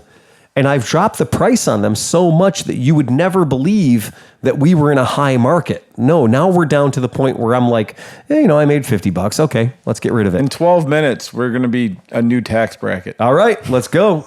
Ride fast and take chances, people. Bum, bum, bum, bum, bum, bum, bum, bum, bum, bum, bum, bum, bum, bum, bum, bum, bum, bum, bum, bum, Ba-ba!